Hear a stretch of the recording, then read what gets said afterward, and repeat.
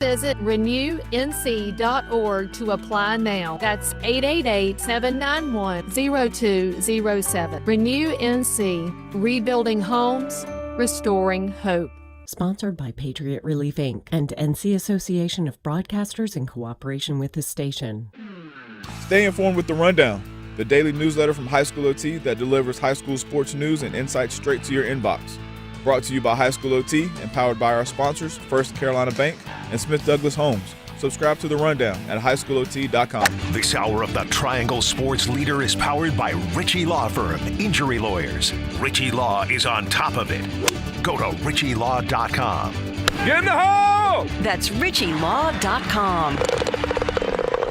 WCMC-FM HD1 Holly Springs.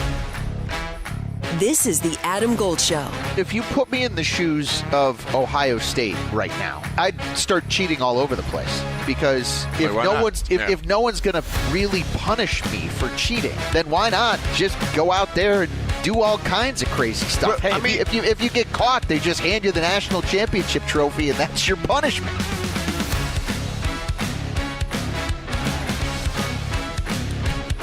It is the Adam Gold Show. How you doing, everybody? I'm Adam Gold. Victoria's back. Yes. Shouts to Max. There are, this is the Adam Gold Show. We're live on YouTube. Do that. Go to youtube.com. Just go to YouTube. You don't have to type in .com. If you go into your browser and type in YouTube, does it make you, laugh when people tell you, a website for something and they go www. Yeah, you don't have to type that in. It's unnecessary. You'll get there. We get it. Yeah. So go to YouTube, search Adam Gold Show or 99.9 The Fan. Either way, you can watch us do the show. Mm-hmm. Hi, Mom. Love you. She's watching. She usually watches. So normally, there are hosts with, catchphrases as they end the show, right? Little things, sayings, who is it? Casey Kasem, keep reaching for the stars or something silly like that. Or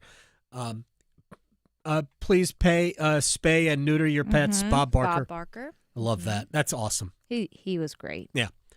That's actually the way to do it. Mm-hmm. I don't do that. We don't have a sign-off, except that in almost every case, I will go, thank you, Victoria. Yes. Because I can't do that. Yeah, right. I didn't thank Max yesterday. Max sat in for you. Right, yes. I didn't thank him. So consider this Max's thank you. Okay.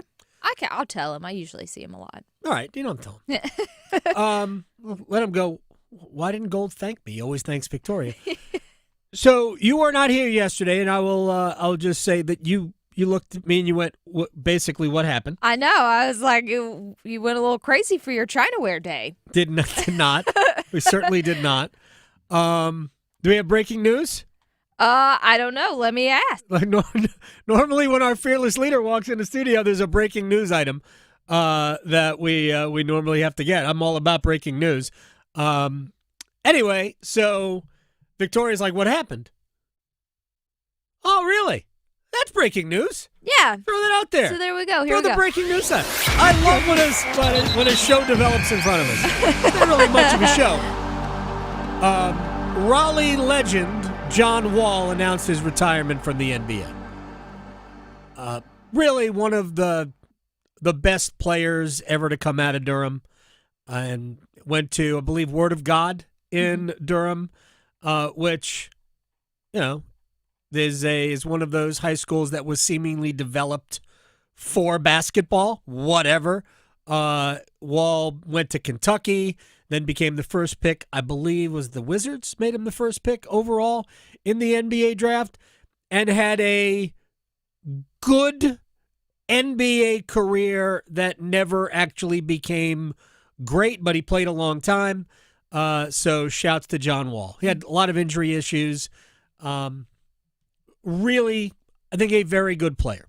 So big ups to John Wall. Yeah. Now back to what I was talking about.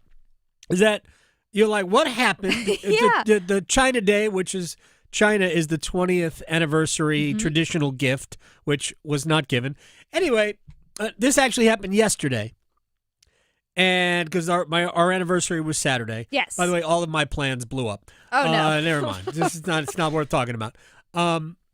So yesterday I had an accident at the barn in the ranch. Oh, no. So, yeah.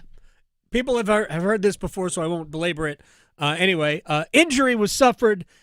Sling will be worn for 2 weeks. Yikes. Otherwise, I think it could have been worse, but I'm glad it wasn't, obviously. So we're here. Well, yeah, I'm glad you're okay. You should make up like a really cool story. Because, I mean, no one will ever know. Be like, yeah, so I fought off these 3 burglars. They were trying. I was hanging from a cliff just with my right arm. Right. I had a baby in the other arm. I was delivering life-saving medicine. Yes. To a hospital in the northern reaches of the Grand Canyon. Right. No one will ever know. Exactly. So yeah, I'll be fine. All right. So Wes Durham's on the show today. Our friend Travis Hancock from Charlotte will join us. And I hate doing these things, but it's still summer. And I don't know why I was thinking about it. About 2 weeks ago, I sent a text to our friend Tim Peeler, who is an NC State historian, not just sports, but just NC State University. But he goes beyond that. He's not just the unofficial mayor of Cat Square, North Carolina. Yeah. So he knows North Carolina, the state, history, sports history, history in general, better than anybody I know. And I had this bug in my ear going, what's the Mount Rushmore of? Mm-hmm. And again, it's so cliched, and I'm embarrassed. But I just wanted to have a little fun today because so many of the things we do discuss are sometimes too heavy. Is Gold going to try to make me think again? Like when we talk about the Players Association in the NFL and the scandal that is, it's not necessarily a scandal. Actually, it is that the colleges and universities essentially conspire with the federal government to try to keep money away from players. Like the easiest thing in the world to do would be to simply recognize that these athletes are in fact employees doing a job making money for the university that until the last several years have had zero ability to partake in. However many hundreds of millions, if not billions of dollars that were created for colleges and universities because these guys are great at football or basketball, women basketball as well. They were not allowed, not only weren't they allowed to get that money, but they weren't even allowed to get a job while in school based on that ability. They always said we want to treat them like regular students. By all means, do it, because you're not. So I like to talk about those things because they matter to me. But every once in a while, we like to get a little dumb. Yeah. So we're going to do it. Nice. Later on, we're going to do a Mount Rushmore of the two major triangle football institutions here. NC State and Carolina. Just blame it on your injury. I could. It's the meds. It is. I'm not on the meds. There's no meds. Like just take ibuprofen. That's all I'm taking. And I didn't even take any today. Oh, it's man. Fine. Yeah, I'm tough. I'm tough. Right? Just rub some dirt on it. I cover hockey like as a side gig. Yeah. Like so these guys, they go out there by osmosis. No teeth. You just Right? They have no teeth. Like speaking of which, in the building later today, for something that will not air on this show, the head coach of the Carolina Hurricanes, Rod Brindamore. I'm so excited. Yeah, one more bit of promotion, and then we're going to start. There is a brand new Canes Corner podcast that dropped last night. We did it live with, friend points out it's Mount Rushmore season, SZN. Mm-hmm. Yeah. Perfect. Somebody should do that Saturday night. Oh. Anyway, so we did a brand new Canes Corner podcast last night, reacting to not just the Jackson Blake contract. We talked very little about the actual contract. We talked more about the player. We talked about Logan Stankoven, the player, what Carolina's going to do at second center. Is it one of those two guys? Is it still Jesperi Kotkaniemi? So we spent about 40 minutes. Corey Lavalette, our friend from the North State Journal, Matt Soma, who is the guy who started the Canes Prospects Twitter feed, and then passed it along to Nick But Not on Twitter, Nick Bass, like the Dread Pirate Roberts.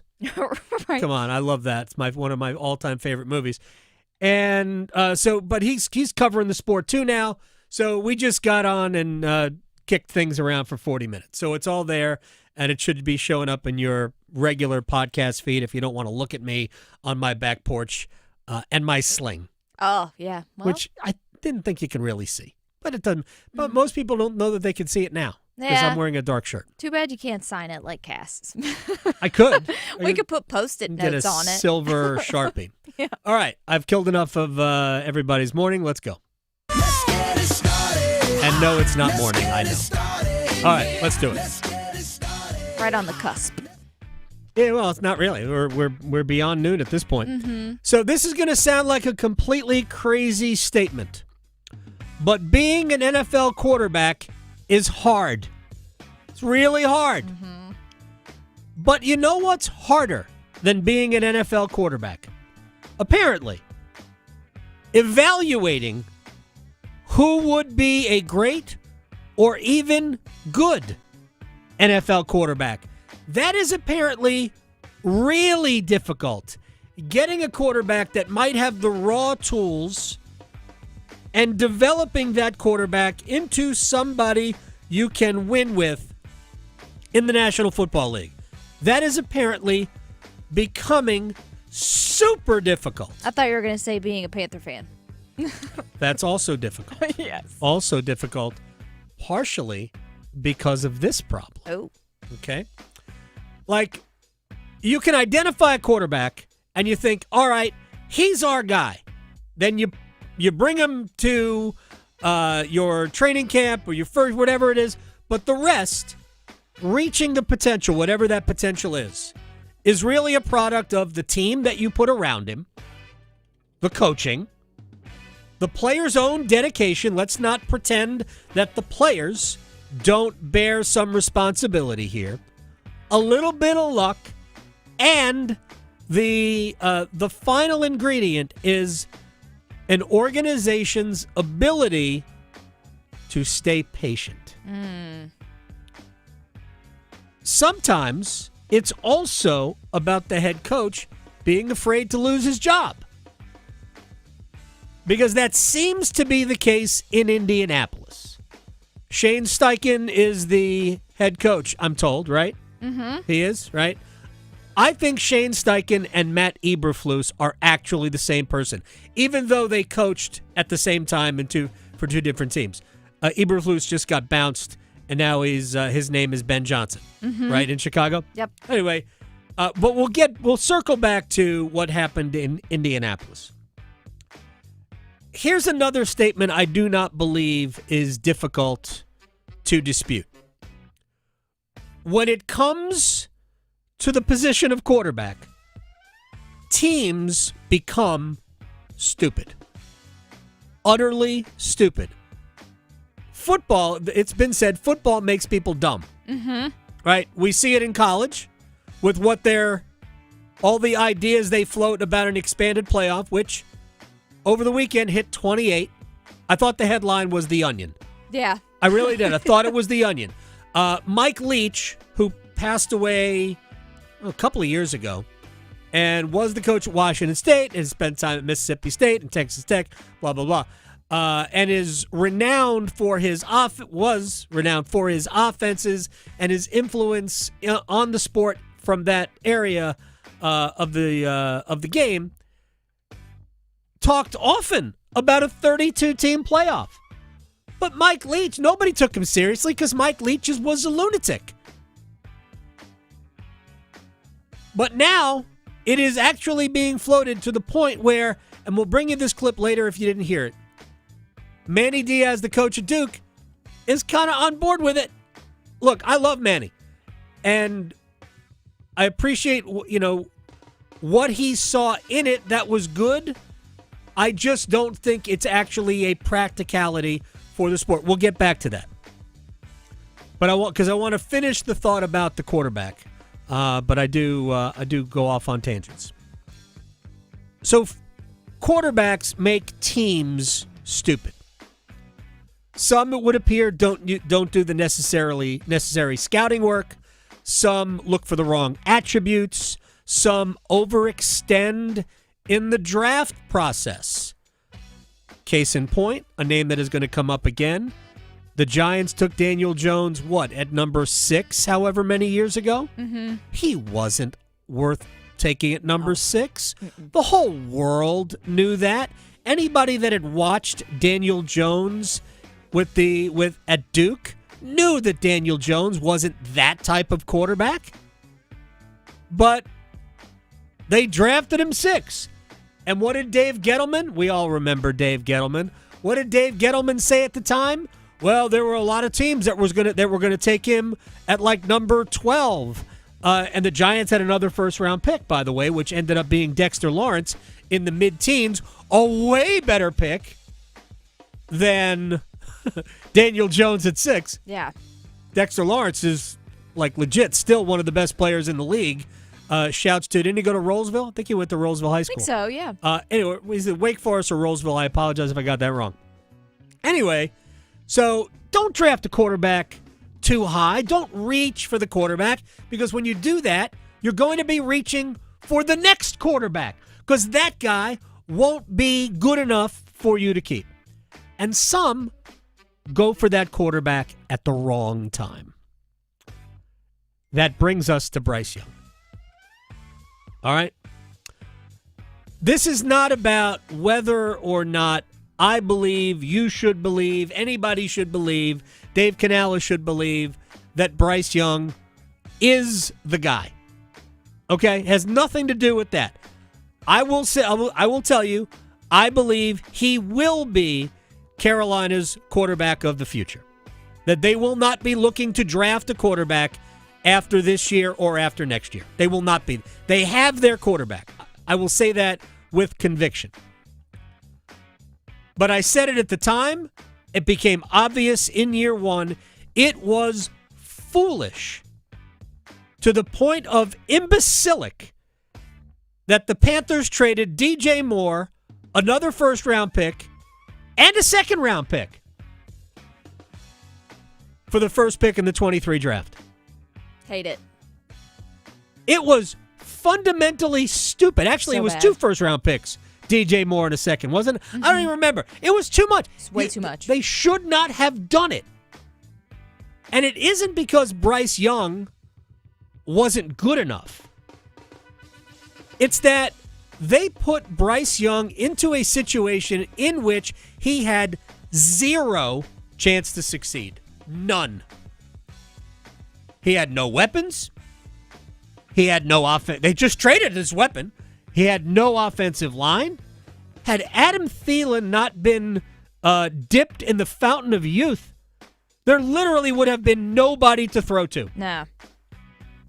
He had a coaching staff that was not only not empowered, but one with bizarre marching orders from an impulsive owner that had no idea what he was doing when he decided, we want different ideas offensively, bring in different philosophies, and meld them together like a stew. I don't know what that was. It was like Brunswick stew. No offense, Brunswick stew's bad. Oh, I love Brunswick stew, but there's good and bad. There's definitely a difference. Is there one with taste?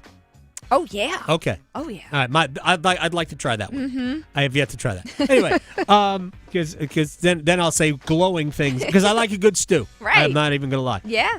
So they drafted Bryce Young with a draft year gambit that was ill-advised, and then they gave him nothing to work with and a coaching staff that couldn't help him. And last year, obviously, the start was bad, and it took, and I mean this, we can get really giddy about the stats from the last, say, 7 or 8 weeks.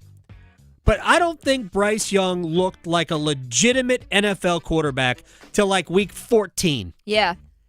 And the end of the season really was good.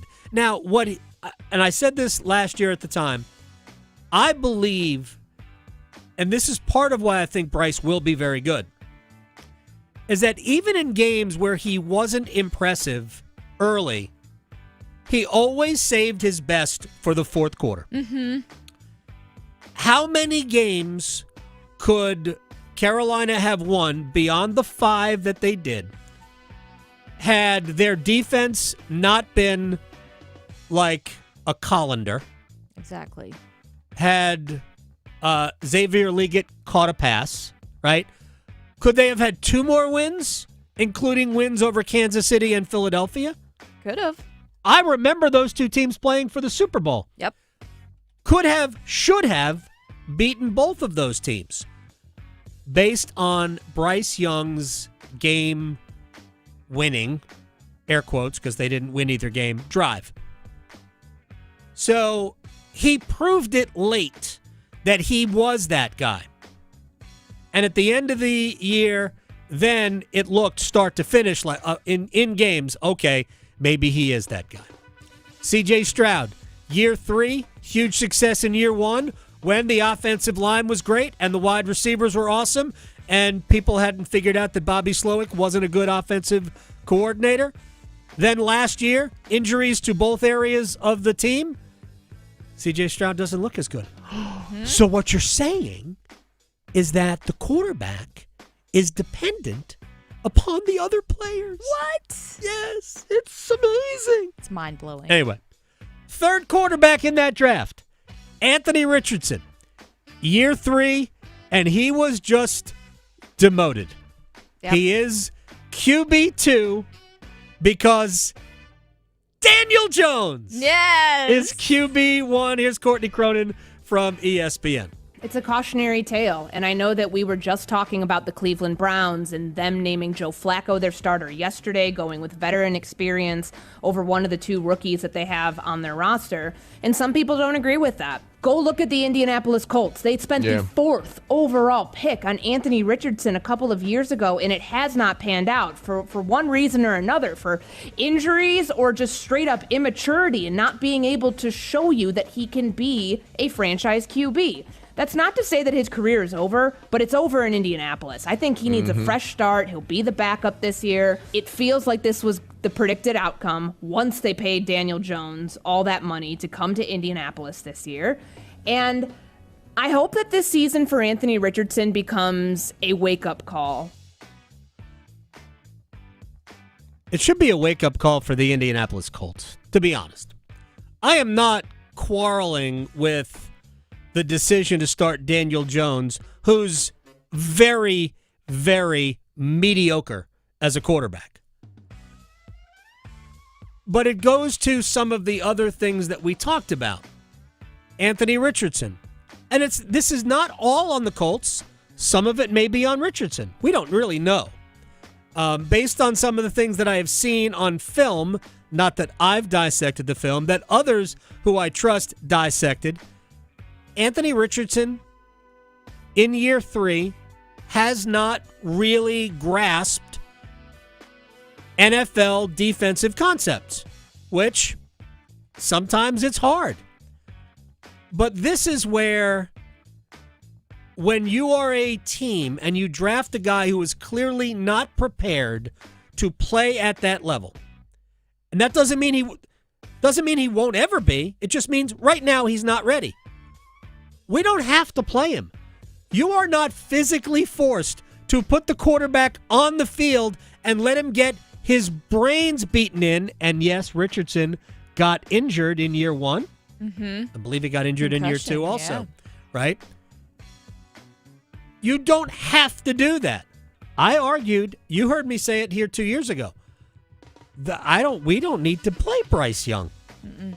That was my idea. Especially with what's not around him, why not find some other punching bag to get sacked 60 times? Let him watch. Oh, but the fans will scream for...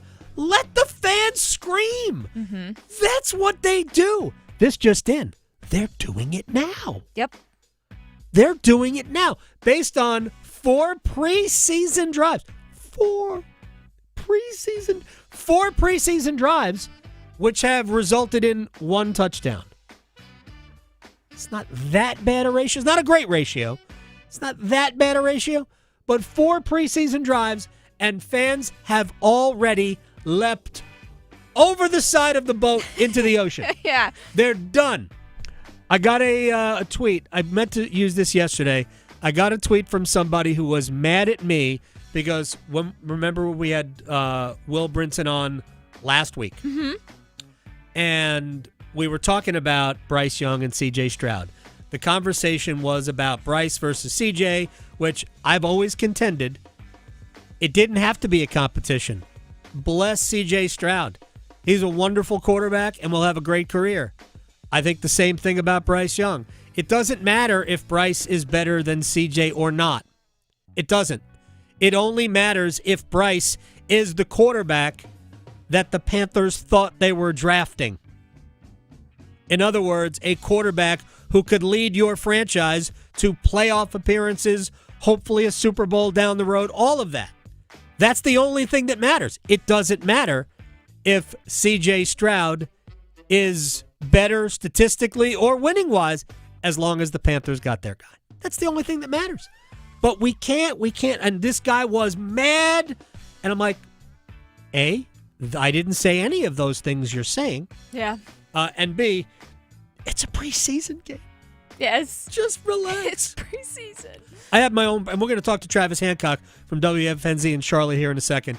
I gave you my problems with Dave Canales yesterday, and I admit I am too quick at times to criticize him, but I felt that an opportunity was squandered to let the offense go back out and try to figure it out. And you wanted to get 10 to 12 plays, and you punted on it because I think you were mad. Mm-hmm. Travis Hancock's going to join us on the other side. Bone from Mac and Bone in the morning on WFNZ next. Talking sports, dropping truth. The Adam Gold Show on the North Carolina Sports Network. Get ready. Concepcion touchdown, 13 yards. NC State leads North Carolina with 8:01 to play. College football kicks off August 23rd. Jones a first down and more. 10-5. They've tied the game. Bully ball by the Duke offense. Down the far sideline, caught at the 10, the 5. Touchdown, Carolina. On 99.9 The Fan, the Triangle Sports Leader. If you're 55 or older and into that whole saving money thing, T-Mobile has an exclusive phone and internet bundle just for you. Right now, get 2 unlimited phone lines plus 5G home internet for just $30 each per month with autopay, plus taxes and fees. And with 5G home internet, setup is easy with just 1 cord and no technician needed, which is great if you're also into that whole keeping it simple thing. Switch now and experience the best mobile network in the U.S. Visit your local store to start saving. T-Mobile, it's better over here. Based on analysis by Ookla Speed Test Intelligence data Q4 2024 to Q1 2025. Ookla trademarks used under license. Unlimited on our network. Customers on voice plan may notice speeds lower than other customers and further reduction if using more than 50 gigs a month due to data prioritization. Video streams and SD on this plan. Home internet pricing after $20 in monthly bill credit plus $5 per line without autopay. Debit or bank account required. See 5G device coverage and access details at T-Mobile.com. Are you trapped in a high-rate mortgage, watching your hard-earned money vanish every month? Stop.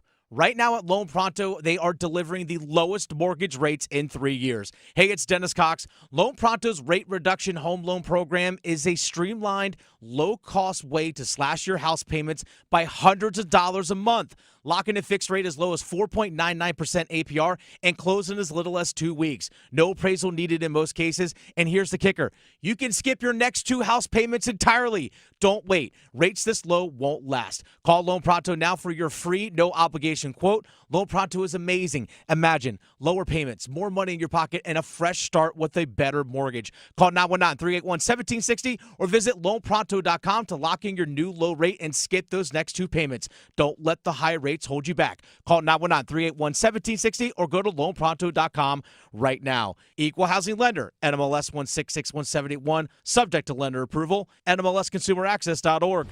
This is what WRAL weather coverage sounds like. Thunderstorm warning right now in the WRAL Severe Weather Center. When your safety is a priority. An indication that there is a tornado on the ground, so get in your safe spot in this area, get in your safe spot right now. With the tools that make a difference. WRAL Storm Tracker is inside the storm. WRAL has the only dual Doppler radar in Wade County. Hear it and see it every day. It looks like the storm is doing exactly what we predicted to do. That's WRAL News. Weather coverage you can count on.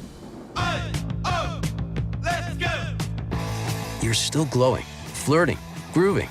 You've still got it. But your immune system weakens as you age, making it harder to fight flu, pneumococcal pneumonia, RSV, and COVID-19. Vaccines are a key part of any health routine and help strengthen your immune response. Ask your doctor or pharmacist which vaccines you need. Schedule in minutes at vaxassist.com. Sponsored by Pfizer.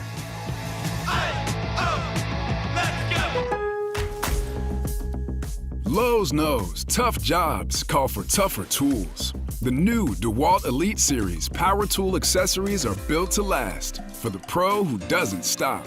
With precision fitment, durability, and impact resistance, finishing jobs faster has never been easier.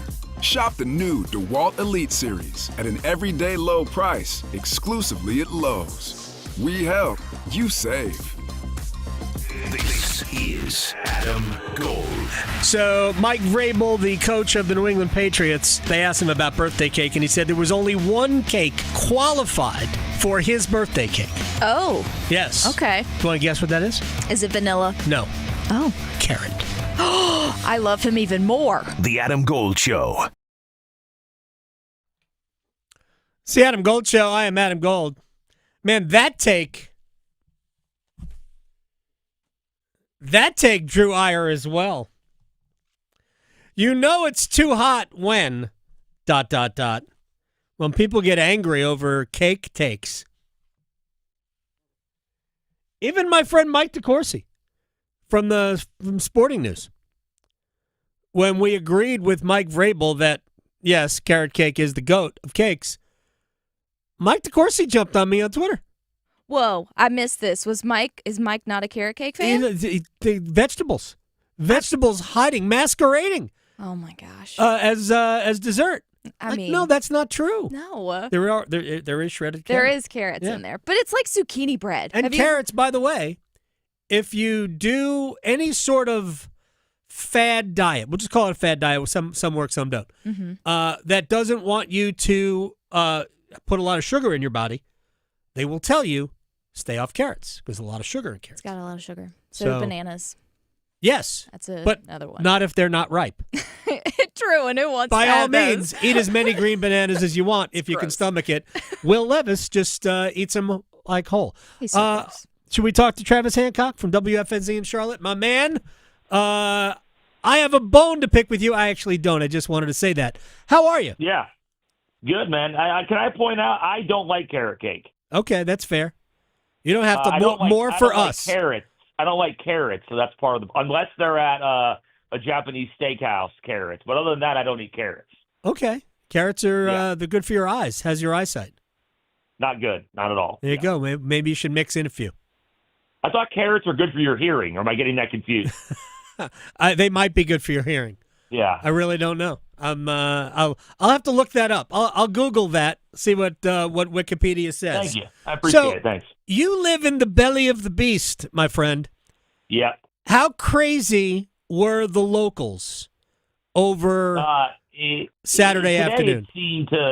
Today it seemed to be a little bit better. We call it Reaction Tuesday after Overreaction Monday. I've never seen anything like what I saw on Monday. I'm completely understanding of where this team has been, where this franchise has been. So, like, I understand, like, the angst, but, like, what I saw on Monday on our text line, on Twitter, it was so far over the top. We had guys texting the station text line during the game on Saturday. So the game was at what, 1 o'clock, right? Yeah. A text came in at 1:38 that a guy was selling his tickets for the rest of the season. Really? So, like, yeah, it was a little bit like it was a bad performance, but it's the preseason. As you said today on our show, you know, football's a little different, but, like, we don't freak out this much in preseason basketball or spring training baseball where things can go really wrong a lot. I actually couldn't even tell you. This is not even a joke. I couldn't even tell you, like, who won a preseason NBA game. I know the Hornets are going to play. I don't even know how many games they play. They might play 5, 6 preseason games. I ain't paying attention to that. I don't care. I'm the pregame show host for the preseason games, and I sometimes don't know exactly what has gone on. But the problem that I had with some of it was fair, like Canales and the way he handled the media after. Like, there's legit questions to be had. Yes.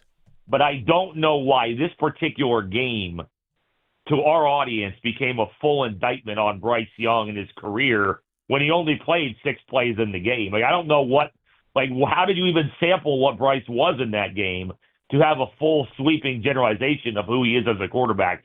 That one got me, like, this had nothing to do with Bryce, really, honestly. Well, I just think people are just angry. And I started out the show talking about it because it's funny if you go around the league. The Colts have already decided, nope, Daniel Jones, you're our starter.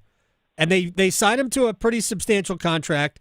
So it's fair to assume that the Anthony Richardson era is coming to a close already in Indianapolis. And it happens all over the place. Will Levis, whether he was injured or not, the Titans were moving on from Will Levis. They got the first pick. They were taking Cam Ward. Boom. He's the quarterback. Will Levis will eat bananas whole for another organization starting in a year or two or whatever. But we do such a bad job of not only overdrafting or drafting quarterbacks, scouting quarterbacks, and then we give them no time to develop, and then we declare them bust. Like, nah, man, it's the organization that does this. There's a reason why the Packers have gone from Favre to Rodgers to Jordan Love without any problem. Yeah. No, you're exactly right. It's one of the changing dynamics of the league is that if quarterbacks don't shine in year 1, year 2, year 3, they're written off. When you go back in the day, look at Phil Simms for the Giants and how injured he was back in the day. He got drafted in like 80 or 79, I think it was. Yep, out of Morehead State. And he got injured time and time and time again. And yet he was still there in 1993 when he left after winning 2 championships. He missed like 6 of 7 years with injury, time in like 6 of 7 years with injuries. They never moved off of him. So it's just a different time now where, I guess it's the money that's involved. It's the pressure of the front office jobs. These quarterbacks have like a year or two before everything completely changes. But I don't love that about the sport right now, to be honest with you. If you want to act like that as an organization, you're well within your rights to do that. Then don't waste first-round picks on that player. First-round picks are too valuable to treat them like baby wipes, right? They're just I agree. You cannot do that. And like part of the Bryce Young problem was they they shouldn't have traded up at that point in their development as a roster, as a team. So it doesn't matter whether or not Bryce Young is the guy or not. They shouldn't have traded from 9 to 1 to give up what they gave up and hamstring themselves in the future because Bryce had no weapons, he had no offensive line, and he had a coaching staff that was all over the place.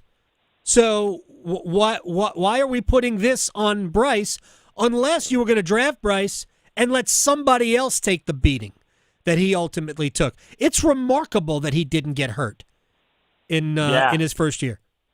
And all those trades, the Bryce trade that you're talking about, and all the chasing of quarterbacks with Darnold and Mayfield, and all these draft moves. That's why they are the way they are. They don't have the depth because they traded so many times in chasing quarterbacks or chasing the immediate impact guy in the moment. Even Jonathan Brooks, the second-round draft pick last year, who hasn't hardly played because of the injuries. Like their constant chasing of players and moving around is the reason why their depth is as bad as it is, and a reason why in these games, even in the preseason, they get gutted along the way because they just don't have the depth on their roster like teams do, even on the second, third levels. Yeah, you bring up the draft day trade to move, because it was weird because they had done so many good things in that draft, right? Trading back in that draft, not trading up, but trading back, and they were perfectly well situated to draft one of those. There was like 3 or 4 cornerbacks who were borderline first rounders, and you're picking relatively early, like at the back part of the first quarter of the second round, or maybe a little bit later. And you could have taken any one of the 3 corners that were sitting there, I think one of which played in the Super Bowl last year. I could be wrong about that. And you traded up to get Jonathan Brooks coming off an ACL injury when you didn't really need a running back, because I think everybody kind of liked Chuba Hubbard anyway. I just didn't understand it, but that's what happened. And it's weird how draft works. Like right now, it appears that Brooks is definitely at least a question, if not a miss. But yet, Smith Wade at corner is now a part of their defense, and Coker, undrafted, is now a big part of their offense. So they hit on stuff late, but yet the first and second round picks from last year, including Leggett, I'd say are still big questions. It's weird how it operates sometimes, right? I wondered why you traded back into the first round for Xavier Leggett, but there's a financial reason. You get that guy for 1 additional year. I get it. We'll see what he develops into. I think he has a chance to be a good number 2 receiver. Obviously, Teteroa McMillan, who's dealing with a hamstring injury right now, does look like wide receiver 1 material, and they are so deep at that position. I know they're talking about the Browns keeping 4 quarterbacks. Are the Panthers going to keep 7 wide receivers, or is David Moore likely to be a roster casualty? Well, David Moore, like Canales loves him for special teams, for his vet experience. So, he seems like he'd be the odd man out, but I don't know if they'll try to keep him. The other day, Jimmy Horn Jr. didn't play a lot in the game, so we were wondering, were they trying to hide him a little bit so they can maybe sneak Jimmy Horn Jr. on special teams? Because if he goes out there and flashes and makes big plays, someone's going to try to take him off of there. So I do wonder if David Moore potentially makes it, and maybe they try to put Jimmy Horn on the practice squad. I tell you what the team needs, and that's what all the good teams have. They need someone to step up as a viable, consistent tight end option. I thought it might be J.T. Sanders this year. Not done a whole lot that we've seen. Right. Tremble's hurt. Mitchell Evans out of Notre Dame has not really done a lot as a rookie. They have to get some production out of the tight ends, or this offense is never going to take the steps we think it should take.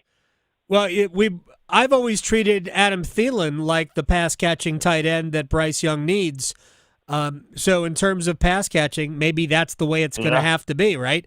Thielen, who's a big target, can work the middle of the field. Those shallow crossing routes that Travis Kelce has made famous. Of course, nobody is trying to compare Adam Thielen and Travis Kelce. Plus, Adam Thielen is not dating Taylor Swift. That's true. Yeah, he's not. He's with Swifty and Kelce. They're going to get married soon, right? Not to go off tangent. Can I just say, no, it's not off tangent because it's about football, Travis. I would say, don't get married. You don't have to. Yeah, but I need to see a big old wedding with those two. I'm here for the wedding. Are you a celebrity wedding person? Yeah, I like weddings. Yeah, I had my own once, and but I didn't. But yeah, no, I like celebrity weddings. All right, good. You'll be the guy watching E when they elope and they get married on the beach in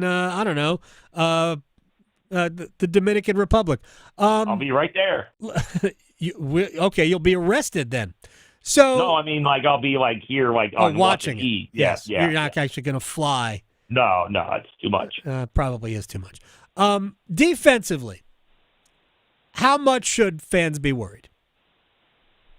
Well, Derek Brown certainly helps, and they've added bodies next to him that are better than last year. I think that to think that they're going to go from, not even hyperbole, the worst defense ever to like even average is probably like, all right, let's slow the roll here. It's going to take a while. So I expect them to be pretty bad to start the year, but hopefully they improve as the year goes along. If Brown and Horn and stay healthy, and they've added Merrig at safety, who I love, they've got 3 guys there. They should be better, but I wouldn't say they're great. But it's hard to be worse than last year. So I think the offense will be better if the defense can just like hold its own more and create turnovers. Can they even get near average? That's all we're asking. Just be near average. That might be hard to do that. That's kind of like my life motto. Just kind of be near average. Don't be great. Just be average. Don't wow anybody. They'll expect you to do that again. No, don't set your expectations too high. That's a lot. But yeah. That's a very good motto, by the way. A very sound life lesson to learn. Don't be too good. I have an observation. The last time I was on, your Mets were rolling. Yep. My Yankees were in first place, and Victoria's Cubs were in control of the Central. And now we are all out of first place. Yeah, not only are we all out of first place, it is feasible that all of us could miss the playoffs.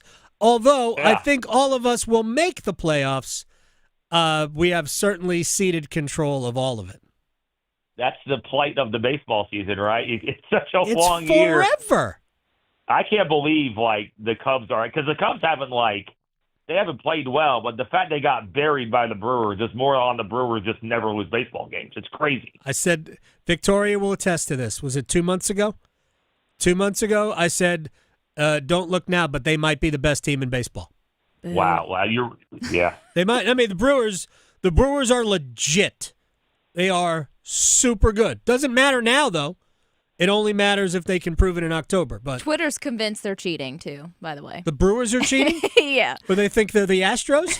Yeah, apparently. Did we hear garbage cans being banged in the dugout? Yep.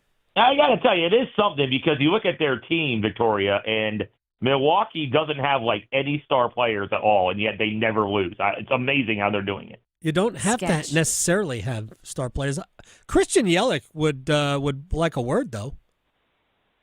But he's still not what he was like a couple of years ago. Like he's all right. Okay, yeah, true.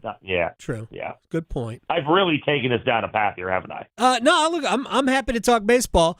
Next time we have you on, we'll talk about the U.S. All right, sounds good. Travis Hancock, at T-Bone WFNZ on Twitter. Mac and Bone in the morning on WFNZ's. And if you're so inclined, I'm sure you can stream it online. And I go on with them Tuesday mornings at 8:25. And we have crazy conversations there as well. Sir, be well. Best to Mabel. Talk to you later. Always a pleasure. Thank you, guys. Appreciate it. All right, Victoria. We got one-timers, right, on the other side? If we have time for it. One-timers next. Talking sports so you don't have to pretend to know stuff. The Adam Gold Show on the North Carolina Sports Network. Hey, it's Adam Gold from my friends at FanDuel, America's #1 sports book, and here we go. August 26th, FanDuel Futures Day. Should be a holiday, and maybe it is for some people. It is for me. For football fans, it's also a holiday because it's 24 hours of deals on all your football season predictions. Take a flyer on that MVP, Bryce Young, plus 10,000. If you think the Panthers are going to be good, why not? How about who wins the Super Bowl? You know, the Chiefs are the 4th choice. That's right, the 4th choice. Broncos at plus 2,400 might be interesting. Anything you want, you've got it at FanDuel, America's #1 sports book, and a great app. Visit the FanDuel app today. Plan your futures bets now. There will be prizes. FanDuel, play your game. 21 and over and present in North Carolina. Gambling problem? Call 877-718-5543 or visit morethanagame.nc.gov. The North Carolina Healthcare Association invites you to listen to this month's podcast, Conversations on the State of Healthcare. We're celebrating the 10th anniversary of Healthy People, Healthy Carolinas, a powerful initiative from the Duke Endowment that supports community-based coalitions working together to improve health. In our latest episode, produced in partnership with the North Carolina Healthcare Association, Jordan Fry of Healthy Together Cleveland tells us how HPHC is making a difference in her county. It means everybody's at the table. Healthcare providers like Atrium Health, the county's health department, our food pantries, our school systems, colleges, cooperative extension, farmers markets, but most importantly, our residents. Everybody has a role to play, and Healthy Together Cleveland acts as the connector. Learn more and join our latest Conversations on the State of Healthcare wherever you listen to your favorite podcasts, and learn more by visiting nchealthcare.org. Did you know? Atlantic hurricane season runs through November. From gathering necessary supplies to planning an evacuation route, now is the time to make sure you and your family are prepared. And if a storm damages our electric system, local public power providers are ready to respond and restore power quickly and safely. As a public power customer, you benefit from having an electricity provider that restores power faster than other providers do. Visit electricities.com for storm preparation tips and resources. My name is Andrew Dotson. I'm a peer support specialist here at Phoenix Counseling Center. As a young man, 18 years old, I joined the military, went to Afghanistan in 2012. Went through some hard situations, saw some things that were traumatizing. There's a number that I memorized, 105. That's the room number right around the corner. Room 105 was where I stayed last time I was a patient here, right before I got ready to really get sober. The first step in recovery is walking through the door and saying I need help. Visit ncdhhs.gov/crisis services. Experience a day of discovery at the world's largest natural habitat zoo located in Asheboro. North Carolina Zoo and Botanical Gardens offers miles of shaded pathways, engaging activities and nature trails, and award-winning educational programming for all ages. Encounter wild animals, flourishing plants, and extraordinary beauty as you explore the ancient Uwharrie Mountains in the heart of North Carolina. Every visit helps save wildlife and wild places. Plan an unforgettable journey at nczoo.org. North Carolina ranks second in the nation in potential agricultural land lost by the year 2040. The NC Forever Farms program supports the preservation of family farms through permanent agricultural conservation easements and has received a record number of applications for 3 straight years. Landowners interested in preserving their working farm through the Farmland Preservation Division of the North Carolina Department of Agriculture and Consumer Services can learn more by visiting ncadfp.org. This is Adam Gold. The American Cornhole League. I don't know if you can wager on it. Let me go to FanDuel and find out if you can wager on it. I think I read you can get a scholarship. Kids in high school can actually get scholarships for cornholing. Who knows? I don't know what the technical term is. I'm just not going to say anything. The Adam Gold Show.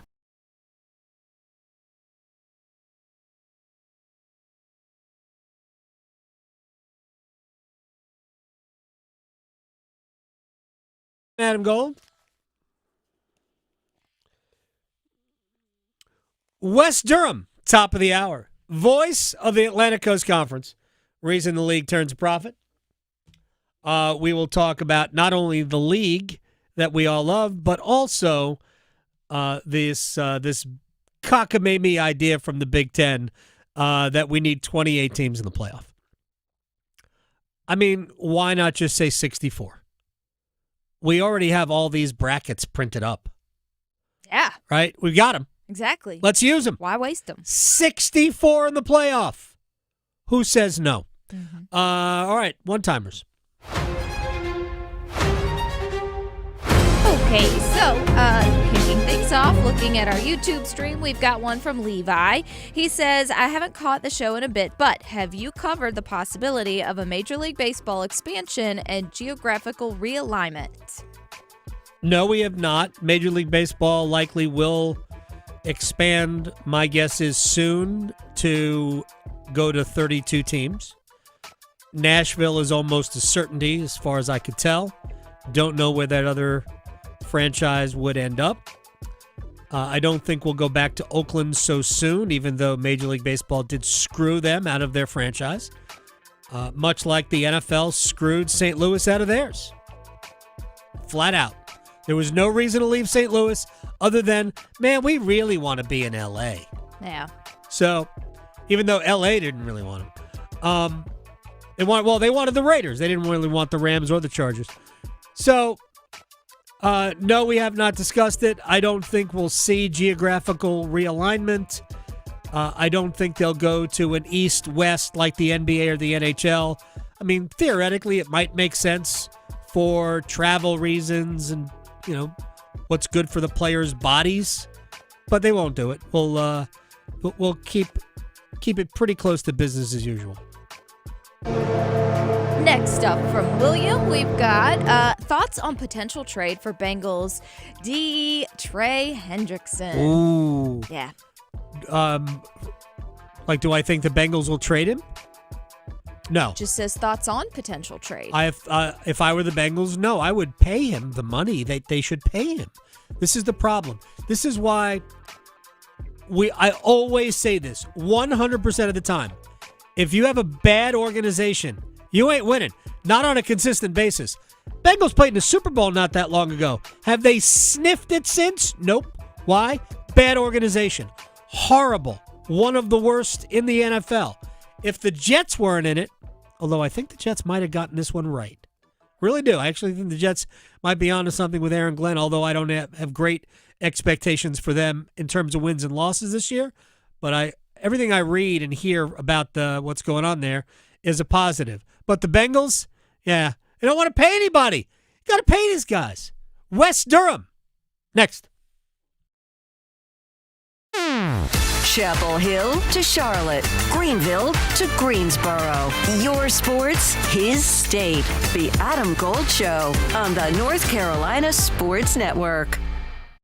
Listen every afternoon for The Drive with Tim Donnelly. We are knocking on the door of the regular season for the Carolina Panthers, and there are still so many questions on the defensive depth chart. The depth, the second unit. What happens if someone gets hurt? For the Carolina Panthers defense is the type of question where the answers are harrowing. You don't want to see them. It's like the end of a horror movie. Just roll credits. The Drive with Tim Donnelly, 3 to 6 on 99.9 The Fan. Heineken Silver, world-class light beer with only 2.9 carbs and 95 calories. Why world-class? Because it has a crisp and superior taste. That's world-class. It has only 2.9 carbs and 95 calories. That's very world-class. So, if I'm seen drinking it by association, am I world-class? Oh yeah, Heineken Silver, world-class light beer with only 2.9 carbs and 95 calories. Must be 21 plus to purchase. Enjoy Heineken responsibly.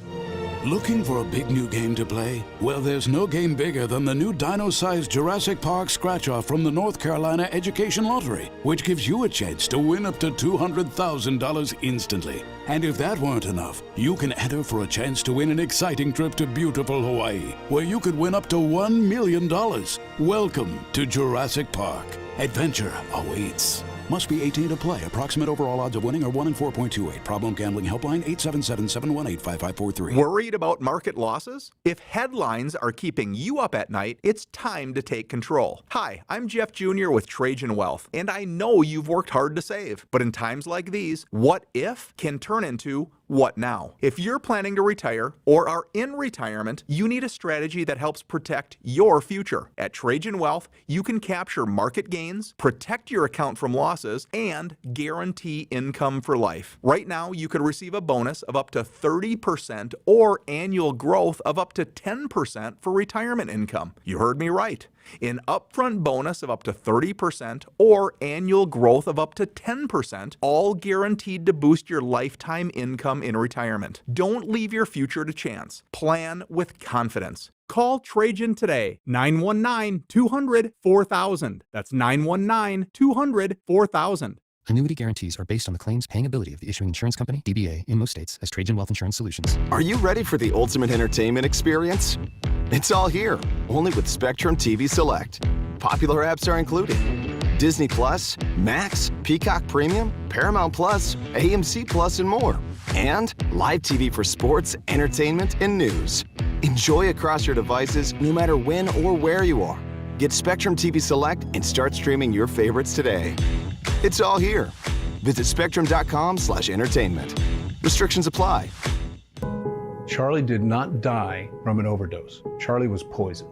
No other family should go through this. It's just horrific. Go to safe.pharmacy. Use the free tool. Learn if the online pharmacy you're using is safe. How is your drive to school?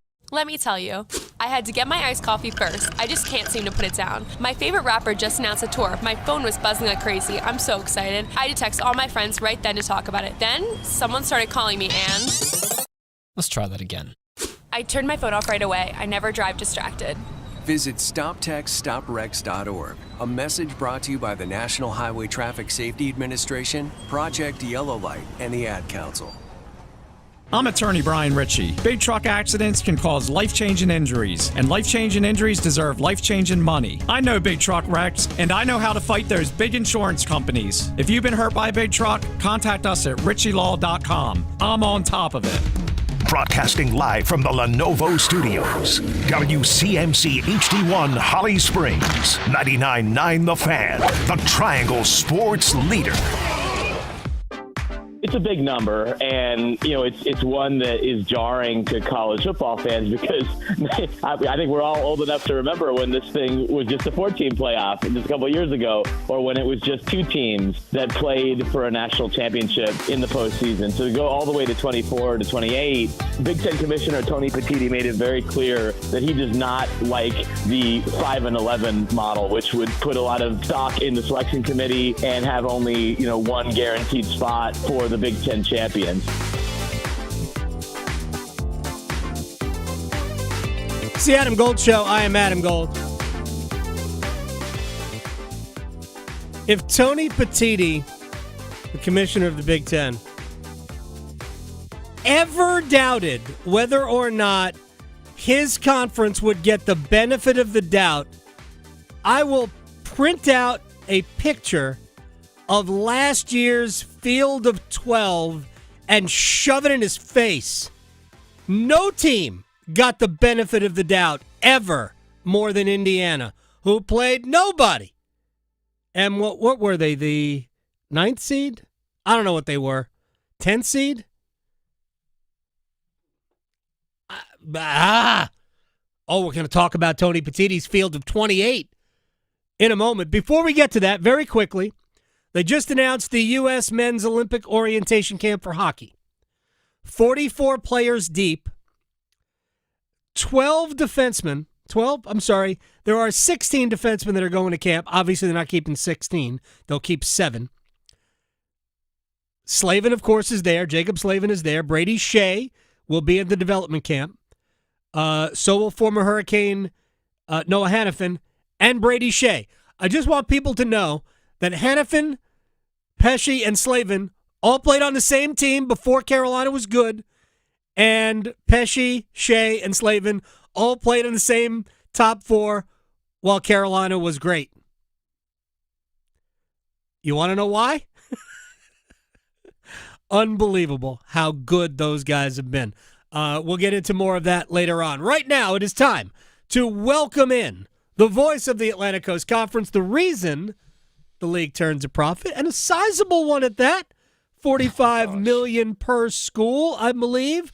And Florida State, Clemson, maybe North Carolina can expect the what? I'm just. What are you doing? You're signing those checks like Ed McMahon. No, I've got a question for you. I thought we were Sure. all starting the season healthy, and apparently, since I have the ability to see you, I see that you're not going to be able to make the gate for day one of the race. I was told that I'll be ready for hockey training camp. That doesn't start till the middle of September. What in pray tell have you done? I did not do it. It was done to me. One of the horses rear-ended me. Literally hit me with her rear end. My younger son calls her freight train. She's a little bottom heavy. Anyway, she spun She spun left. Why is it got to be about being bottom heavy? I'm just pointing out that she is.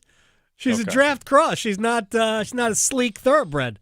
Neither am I. Neither am I. You, sir, I just want to say this. You What's look that? fabulous. Trying to stay in the game, my man. You look fabulous. Thank you. I appreciate it. I hope it was not forced upon you. No, working on it. It's a work in progress. Thank you. You look marvelous. Marvelous, yeah. All right. Tony Petiti wants 24 teams in the pool. Yeah, sure he does. And you know what? Charlie Baker wants 96. Why not just go to 64 and be done with it?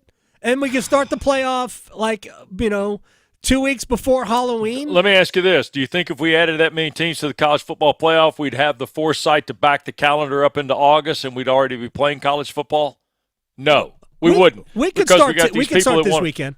We could start everybody this weekend. Yeah. We should be starting everybody this weekend. Yes, I agree. And I don't want to hear, they go home in the summer. No, they don't. Not anymore. Nobody goes home. No, they don't go home and they do the summer job at the construction site. It doesn't happen anymore. Do you know why? Because they're getting paid. Right. They go fishing with Dave Doran. Yeah, they go fishing with Dave Doran. They hang out. They do whatever. But nobody goes home in the summer anymore. They're 350-day-a-year students. Well, they're really employees, but that's fine. Yeah.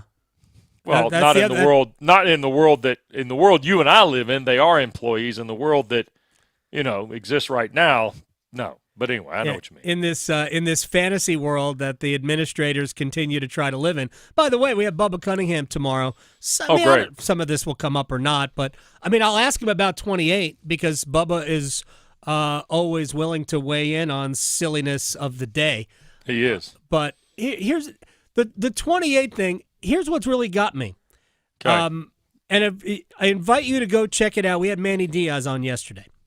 Okay. And I brought it up to him because he was hinting at something like that. I said, have we gotten a little carried away here? But he seemed like he was in favor of it because it would be like, I understand what he's talking about. I disagree with it, but I understood it. But because he's talking about the games are content and they're entertainment. And I do think that when we get to, because I believe we're headed for a complete reimagining of what college football, how it's presented, to where it looks a lot more like the NFL. And I don't know how many teams will separate. It could be 60, it could be 40, it could be 80. Separate, form a super league, and only play each other. And they're only loosely tied to universities through licensing deals and marketing deals. Right. But if that happens, yeah, then go nuts. But those players will be employees then. Yeah, that's the way I look at it. In that, can you hear me? By the way, absolutely. Okay. I think 29 is going to be the start of the next line of volatility. 28, 29. Yeah. By then, I am hopeful that we're going to have some concrete leadership to help govern the space, of which we have none now. Yeah. And I give you Michigan as the latest example. But that is, and the thing that I got to be honest with you, Adam, the thing that I'm more discouraged about is nobody wants to look at the full process. They only want to look at the end game. Right. And the end game being the CFP or the NCAA basketball tournament.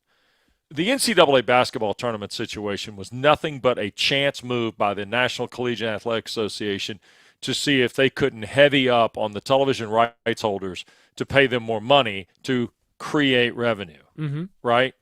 And quite frankly, the TV rights holders are not going to go for it. They proved that. Right. And the other part is this too, and I'm going to dispel this rumor only because I think it's out there. The Masters does not dictate college basketball. Okay. But CBS has they have millions of dollars of reason to want to show the Masters, and it's proven itself every year. Yeah. We could play college basketball while the Masters is going on. It just wouldn't be on CBS. Right. And by the way, we have had a national championship game and a Final Four 3 times in the last 6 years and 4 in the last 8 on TNT and TBS, not on CBS. Right. Okay? So while everybody's up in their arms, oh, we can't have basketball after the Masters. Yes, you can. You just don't show it on CBS while the Masters is going on. That's fine. But we're losing. That's what I mean by the football thing, too. People say, well, we can't start the football season in mid-August. Why not? Right. Well, you know what? One of the arguments is that it's too hot.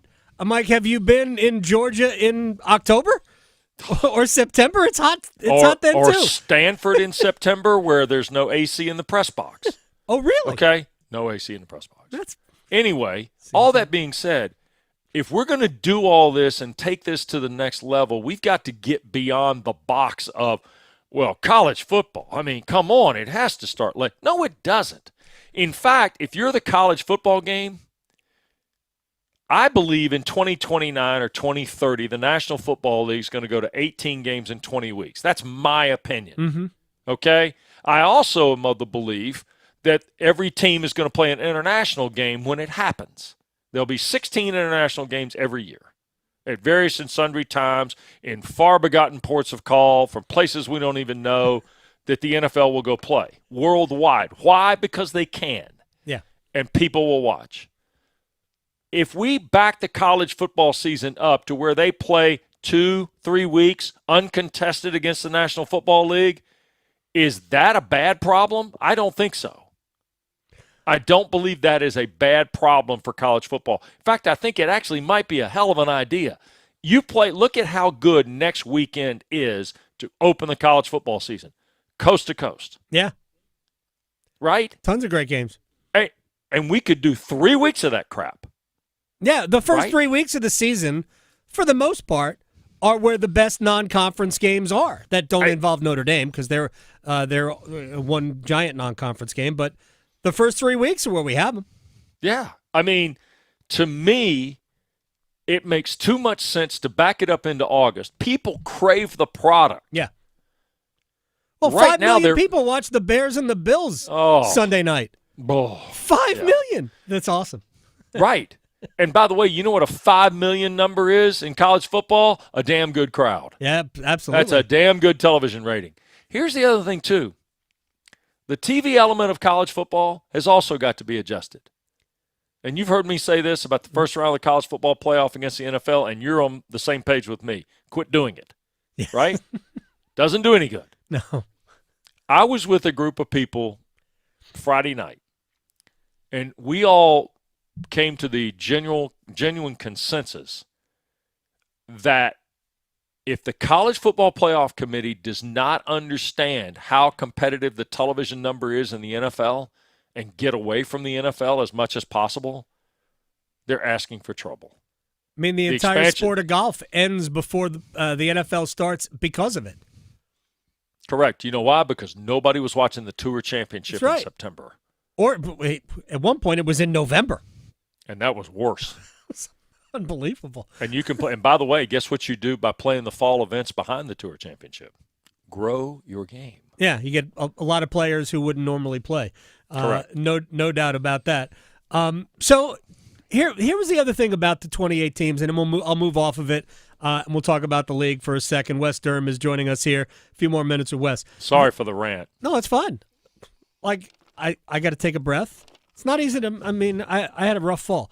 With the 2018 plan, with 7 designated spots for the SEC and the Big Ten, and 5 each for the ACC and the Big 12, and 2 for the best non-Power 4 WAC. champions. Go right? ahead and say it. The WAC for the Wyoming. the MAC.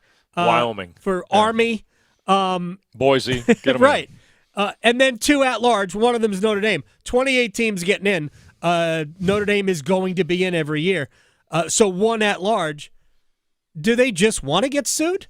Is that the plan for Tony Petitti? You're telling me that you get 28 teams in and you can't find a spot for all of the non-Power 4 conferences? Are you joking? Remind me real quick. We did 4 teams for how many years? Right. And we've done 12 for how many years? One year. I think it is. One we've done 12, yeah. And we're going to do 12 this year. Yeah. And then if they don't get it rigged up by December 1st, we're going to do 12 for maybe 4 more years. Which is fine. Right? I had no problem with 12. Absolutely would be fine until you fix the schedule. Yeah. Until we back everybody up into what? Mid-August. Why is that? Well, because I just explained why. And see what I mean? We're so busy at the end. At the end, Adam. Yeah. Well, also, nobody – look, I pushed back on it last year because I think it proved to be true, that you render your regular season less meaningful by expanding the playoff because the outcome of games doesn't necessarily matter. Case in point, Alabama beats Georgia. What was it, week 4? Week 5? Right. Georgia made the playoff, Alabama didn't. Right. It really didn't matter so much. Ole Miss beat Georgia and didn't make it either. There you go. So it does. We can pretend that it doesn't matter, but sheer numbers allow teams to lose twice, maybe a third time, given a set of circumstances, and still make the field. Look, I wasn't arguing that Clemson belonged in. They got in because they won the game. They won the game they had to win.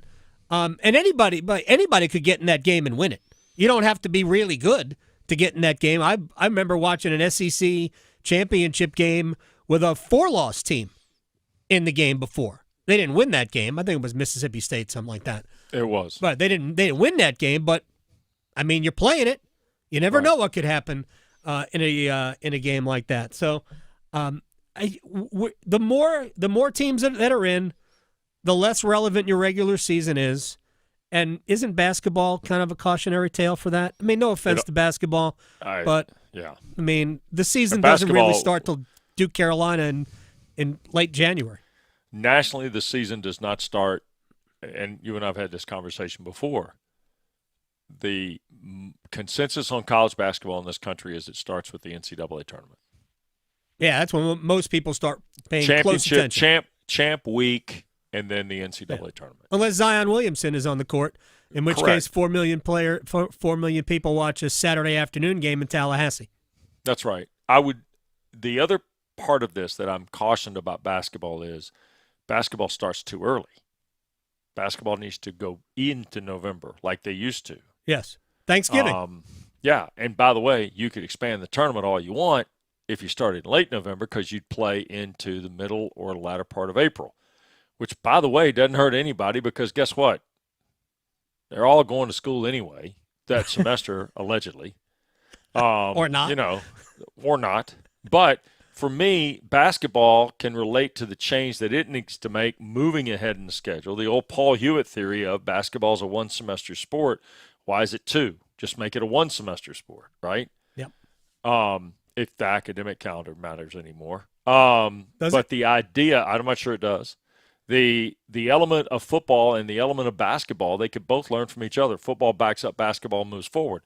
I don't know how much that's dictated by other things, but for me, in this era of revenue generation, they got to look at all the possibilities, and expanding the back end of this does not answer all those questions. And it's really going to be an interesting I think from a business perspective, the next 4 or 5 years are going to be fascinating to watch out. Oh, my gosh. I personally think that college football is leaving a lot of money on the table in not separating football from the rest of the sports. Yeah, I think probably. they could get a ton more money, especially if they were also willing to break up the playoff as big as they wanted to make it and share it among different networks. Like the Big Ten ain't wrong. They're everywhere. But here's the thing, Adam.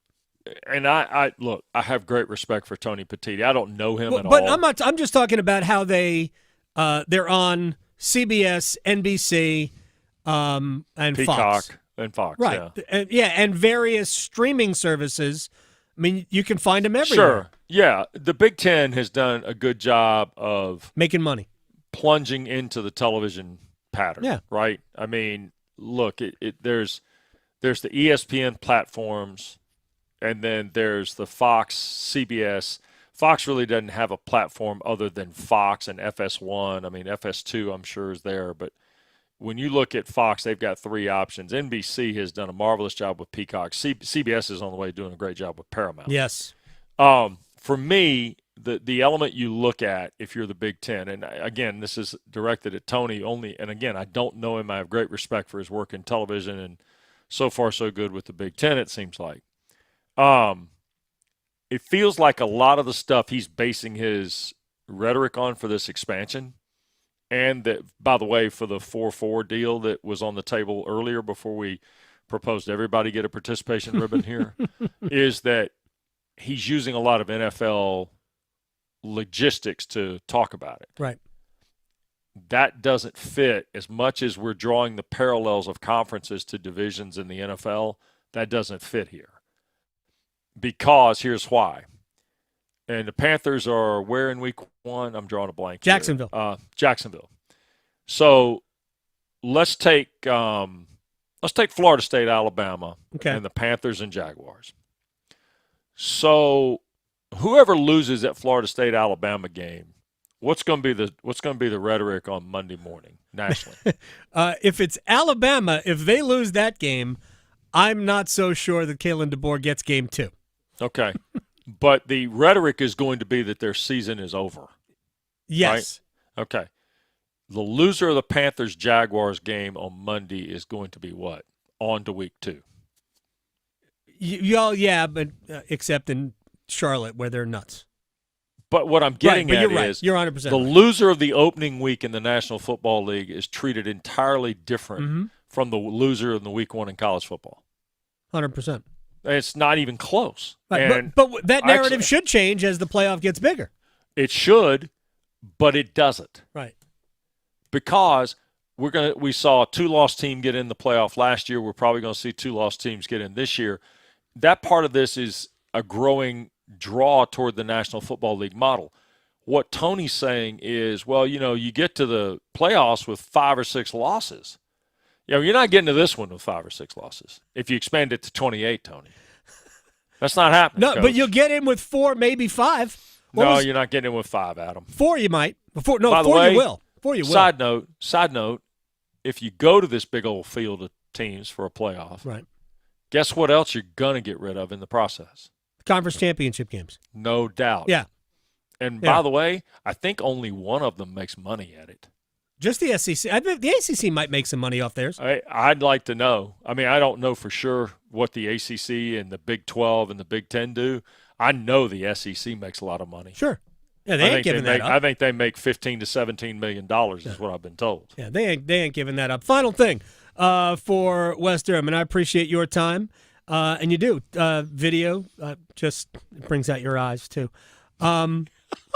I don't know. That's terrible. The black harness brace around your shoulder looks good, though. Yeah, it's nice. It's not comfortable.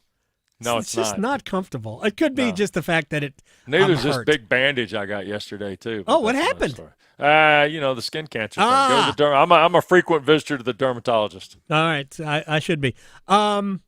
Yes, you should. We're at that age, Adam. You need to think about some of those things. What are your expectations for Carolina? I enjoyed watching their practice last week. Okay. And I said this to some other people, I was very impressed with just the fundamental simplicity of the practice. Right. And I appreciate the competitive nature of which it's conducted. I think Carolina is being, here's a stunner, incredibly well coached. I think they're going to be good. I think they're going to be better on defense because he's never had a bad one. Right. I think they're going to be evolving on offense. I think Gio Lopez is fun to watch. Davion Goss could be a really good player for them. But I think the schedule's workable. So I think 7 is there. I think 8 is possible. And if they catch a flyer, 9 maybe. But I don't think they can afford some injury. Now, if injuries hit there, Adam, and I jokingly said this to some Carolina people last week after I got back from my visit, the infamous words of Chan Gailey in his first year at Georgia Tech when he lost 3 players in 2 weeks. He looked at me and said, too bad we don't have a waiver wire in this sport. I said, you're right, Coach. Well, we're not that far from it. Eventually, there will be. Hey, did you hear about the Northern Illinois athletic director Sean Frazier that wants a poaching fee? Yeah, I don't hate it. Like soccer? I don't hate that idea. I do not hate it. Look, next time we talk, and I'll make it soon as long as you're willing, we can talk about the similarities. You are also a fan. Sorry about your hammers. I have very low expectations for West Ham. You should. By the way, they show the championship on either ESPN Plus, I think, or Paramount Plus, so you'll be able to follow them next season. Dude, let me tell you this. If Wrexham gets promoted, I'm changing. They're not. Wrexham, I think Wrexham will do well to stay up. Yeah, I agree. I've seen them play twice. The similarities between college sports and European soccer are striking. To me. Well, I told you from the first time I went to a European soccer match, I went to see West Ham play Man City at Old Bowling Ground in 2014. And I have said from that day on, the English equivalent to college football is Premier League. No question. It is unbelievable, and every American should go see a Premier League match in that country. If you get a chance, go. With the help of Wes Durham, we just ticked off so many people that don't want to hear me talk about soccer. Beautiful. I love it. As I do you. Appreciate your time, sir. I will talk to you very soon. See you guys next week for the Pack and the Pirates. Oh, big time. Thursday night, Carter Finley Stadium. We might have to talk next week then, Wes. Take care, man. Peace. See you. That's Wes Durham, the voice of the ACC. I don't know why people think I'm like the only one who has drawn this the comparison. The community aspect of it, the unconditional love aspect of it, the fact that until recently, big-time Premier League clubs haven't really had massive, big money conglomerate nation-state ownership where they have been more community-based. It's incredibly similar. I am absolutely in favor of essentially a poaching fee. You want this player? Pay us. Pay us and you can have him. Who says no? You're already paying the player. All right, we'll take a break. We'll come back. I brought something up earlier, and I am curious. I've gotten a couple of responses. A Mount Rushmore of your favorite local football team. Next. From the heels Touchdown, Carolina. to the canes. She scores!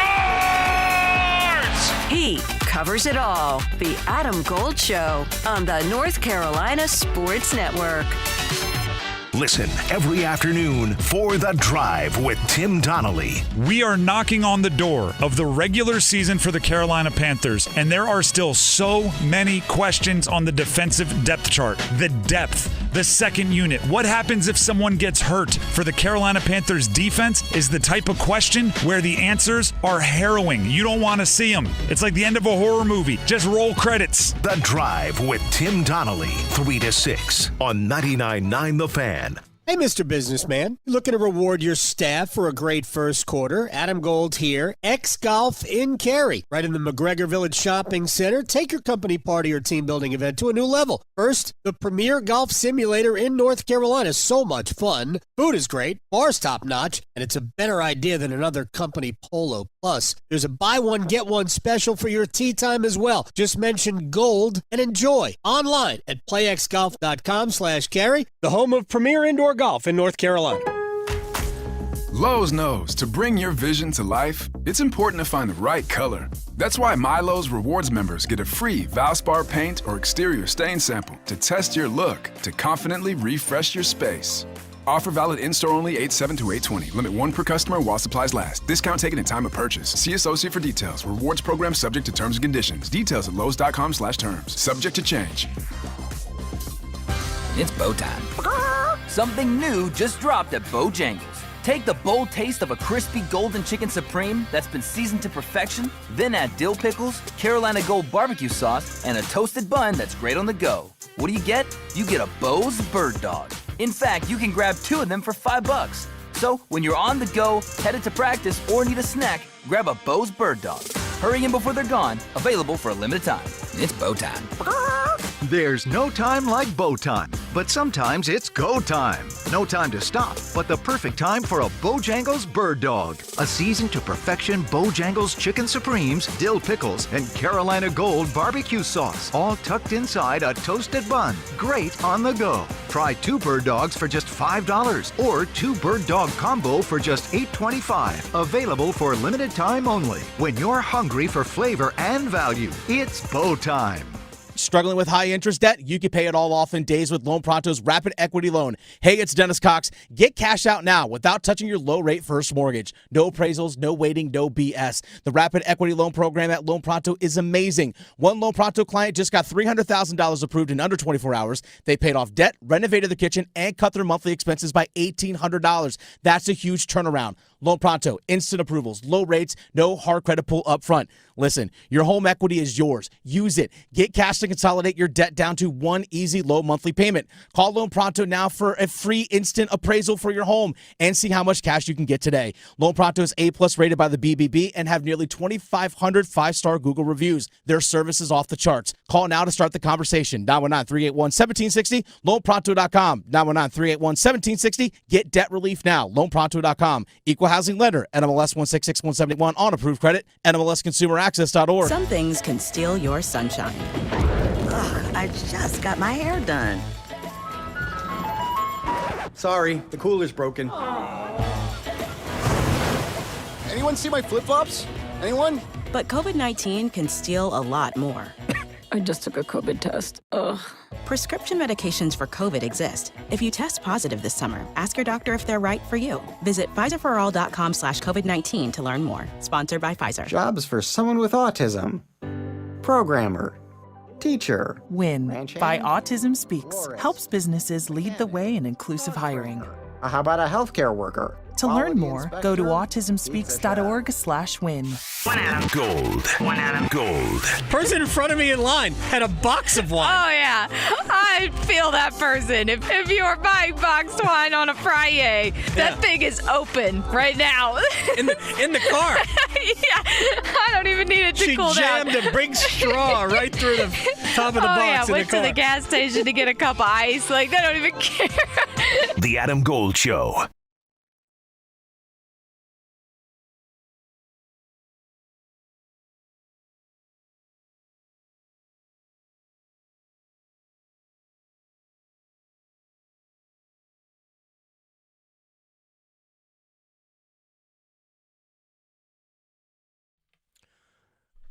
It's the Adam Gold Show. I am Adam Gold.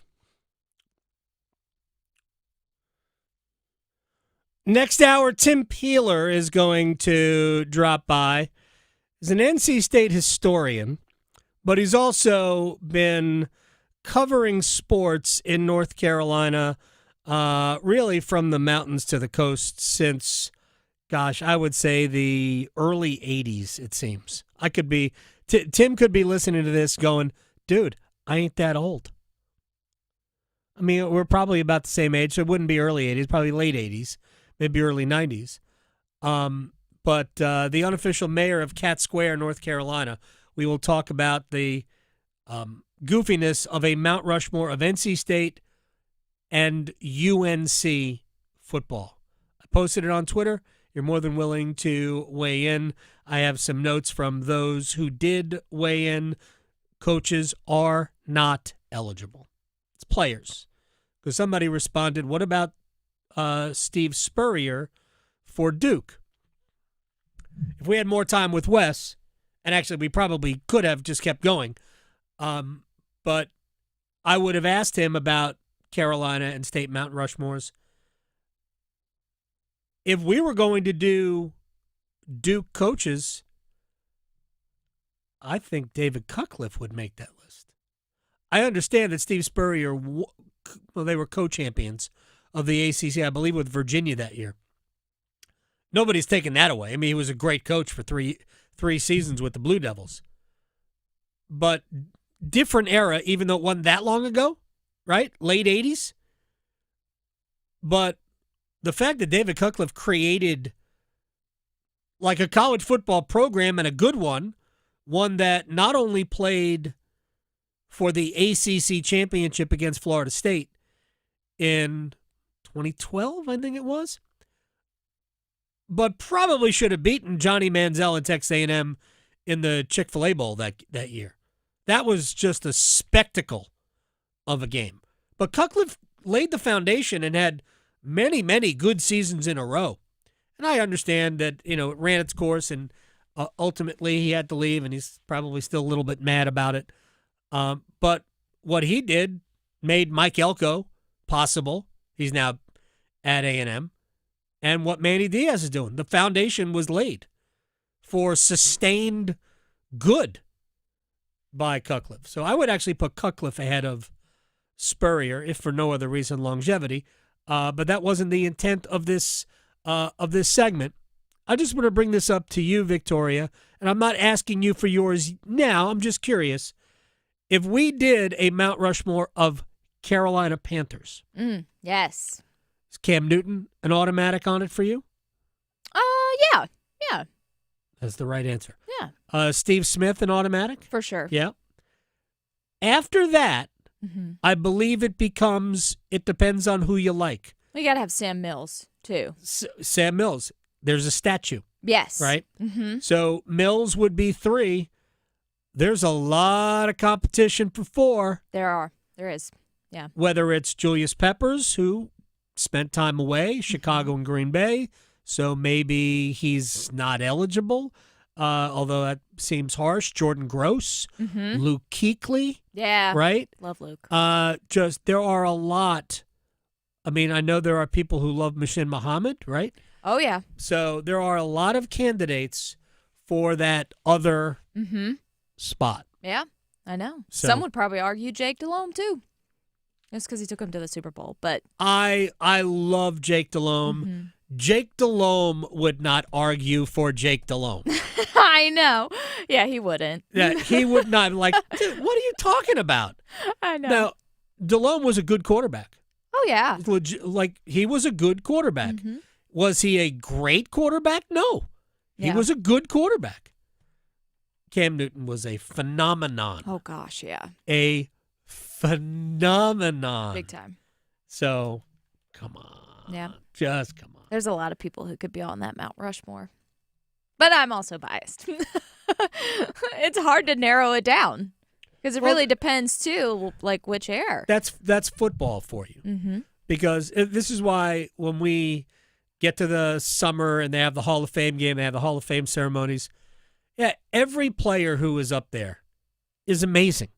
They're all great players. But there are so many different positions where the positions you play matter that it's hard. Like some of the players who are left out. I did not mean for this to be why isn't Torrey Holt in the Hall of Fame yet? I would argue that Torrey Holt is one of the top 3 wide receivers of his era. Yeah. Not in the Hall. A better receiver than some of those in the Hall. A better receiver than somebody who was in the Hall with whom Torrey Holt played, Isaac Bruce. I'm not saying Isaac Bruce isn't a Hall of Famer. I'm saying Torrey Holt was better. But he's not in. Because every year it seems like another legendary wide receiver is on the list. And you can only vote for 4 in the modern way. And then there are 7 go in, but they're different categories that get you to 7. But 4 is the max. All right, well, when the latest ridiculous wide receiver goes in, we're not taking another wide receiver. So it's just harder to do it that way. But because we are position specific, like the Baseball Hall of Fame,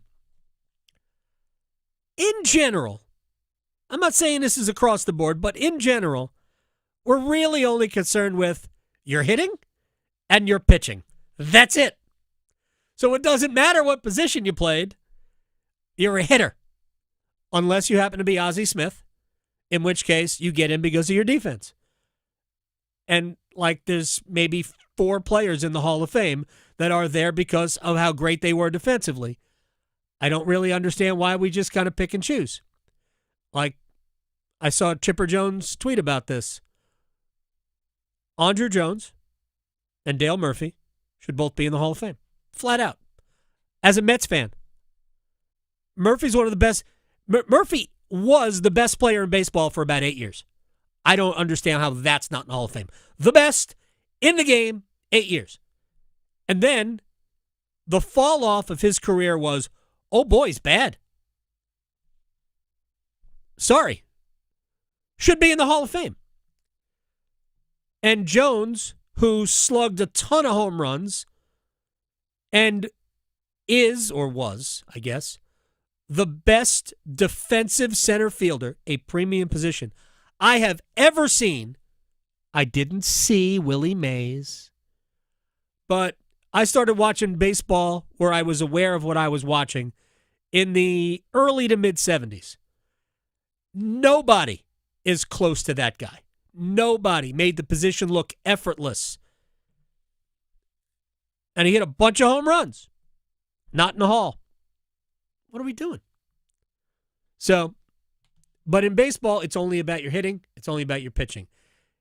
In football, where we don't have a lot of statistics for defensive players, we just don't. We have so many different positions. Oh, he's the best outside linebacker in the game. We have outside, inside, corner, safety, defensive tackle. We have so many different positions. It's not just, did you hit well? And the Hall of Fame can get crowded. How did we get there? How did we get on this tangent? But I believe Torrey Holt belongs in the Hall of Fame, and we'll just kind of end it on that. Let me just get to a point I was making earlier. We spent so much time at the beginning of the show talking about quarterbacks, and we were talking about that with Travis Hancock in our 12:30 segment. And to me, we had another example in the NFL of a team just not knowing what they're doing with quarterbacks. Now, the Cleveland Browns have been a tire fire for a long time. Again, organizations win and organizations lose. And the Browns are an organization that loses. That doesn't mean you can't win for a season. It just means it's going to be sporadic. Browns, Bengals, Jets, Panthers get in the way. We'll see if David Tepper can stay out of the way and continue progressing towards learning how to be a good owner. I hope so. I've said this for many years. It takes time. Yeah. Hopefully he'll get it. He hasn't to this point. It's getting better the last couple of years or last year. So the Browns, who we don't have to go back that far, where Jimmy Haslam gave Deshaun Watson the worst contract in football. Not because quarterbacks or any player doesn't deserve a guaranteed contract. But Haslam wanted a franchise quarterback so badly that he overpaid for a not-so-good franchise quarterback. Not to mention the fact that he overpaid for a not-so-good franchise quarterback who just had just been credibly accused of, 26 sexual assaults? Not so good person. That's it! Right. That's the guy. No big deal. We give a guaranteed contract to 5 years, $230 million. It was horrifically dumb. And they're still paying for it. They had to restructure it twice. Mm-hmm. So we've already shown you how the Browns don't get the position, right? And this is after the Baker Mayfield debacle. Honestly, they should have kept Baker. They should have. We see his potential. Baker's a good quarterback. Is he a great quarterback? No. He's a good quarterback. He has flashes of great, and he has flashes of bad. Right. But that's okay. That makes Baker Mayfield like about 15 other quarterbacks in the league that populate the middle third of the NFL quarterbacks. It was great for my fantasy league last year. I will be. That's usually not an indicator that you have a great quarterback. No. If he's a good fantasy quarterback. No. But he has flashes of really good. And in year 2, they won that playoff game against the Steelers. I know it was COVID year, but still, the Browns beat the Steelers in a playoff game. And I believe thumped them. Yeah. A couple of years later, he's playing for the Panthers. What are you doing, Cleveland? Mm-hmm.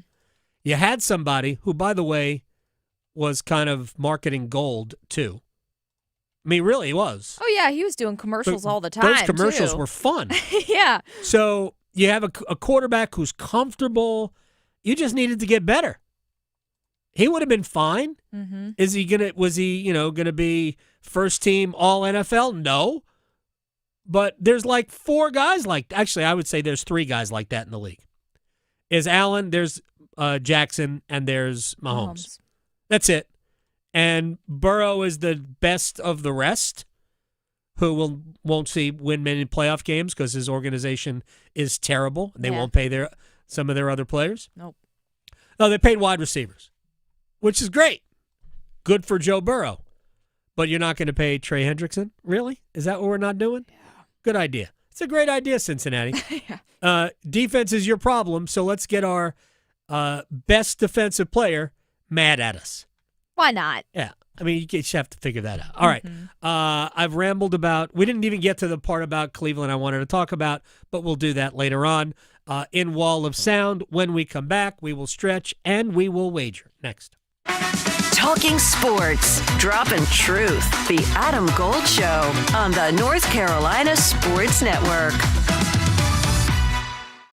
Hey, it's Adam Gold from my friends at FanDuel, America's #1 sports book, and here we go. August 26th, FanDuel Futures Day. Should be a holiday, and maybe it is for some people. It is for me. For football fans, it's also a holiday because it's 24 hours of deals on all your football season predictions. Take a flyer on that MVP, Bryce Young, plus 10,000. If you think the Panthers are going to be good, why not? How about who wins the Super Bowl? You know, the Chiefs are the 4th choice. That's right, the 4th choice. Broncos at plus 2,400 might be interesting. Anything you want, you've got it at FanDuel, America's #1 sports book, and a great app.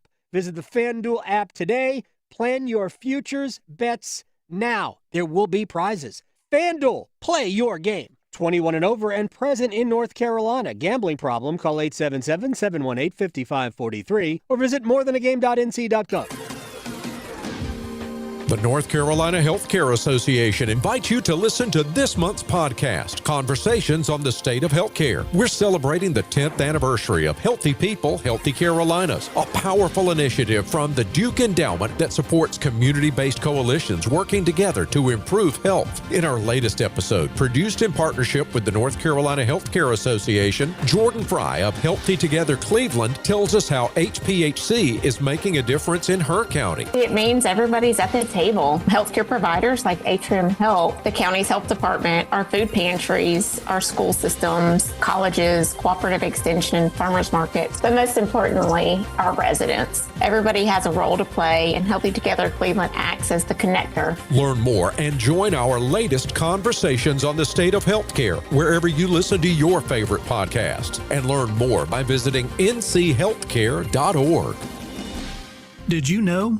Atlantic hurricane season runs through November. From gathering necessary supplies to planning an evacuation route, now is the time to make sure you and your family are prepared. And if a storm damages our electric system, local public power providers are ready to respond and restore power quickly and safely. As a public power customer, you benefit from having an electricity provider that restores power faster than other providers do. Visit electricities.com for storm preparation tips and resources. When life feels overwhelming, knowing where to turn can make all the difference. That's why crisis services are here for anyone, at any time, no judgment. If you or someone you love is struggling with mental health, substance use, or feeling lost, Crisis services are here for you 24/7. Compassionate, low, or no-cost services. Whatever your crisis, you always have options. Find the support that's right for you. Visit ncdhhs.gov/crisis services.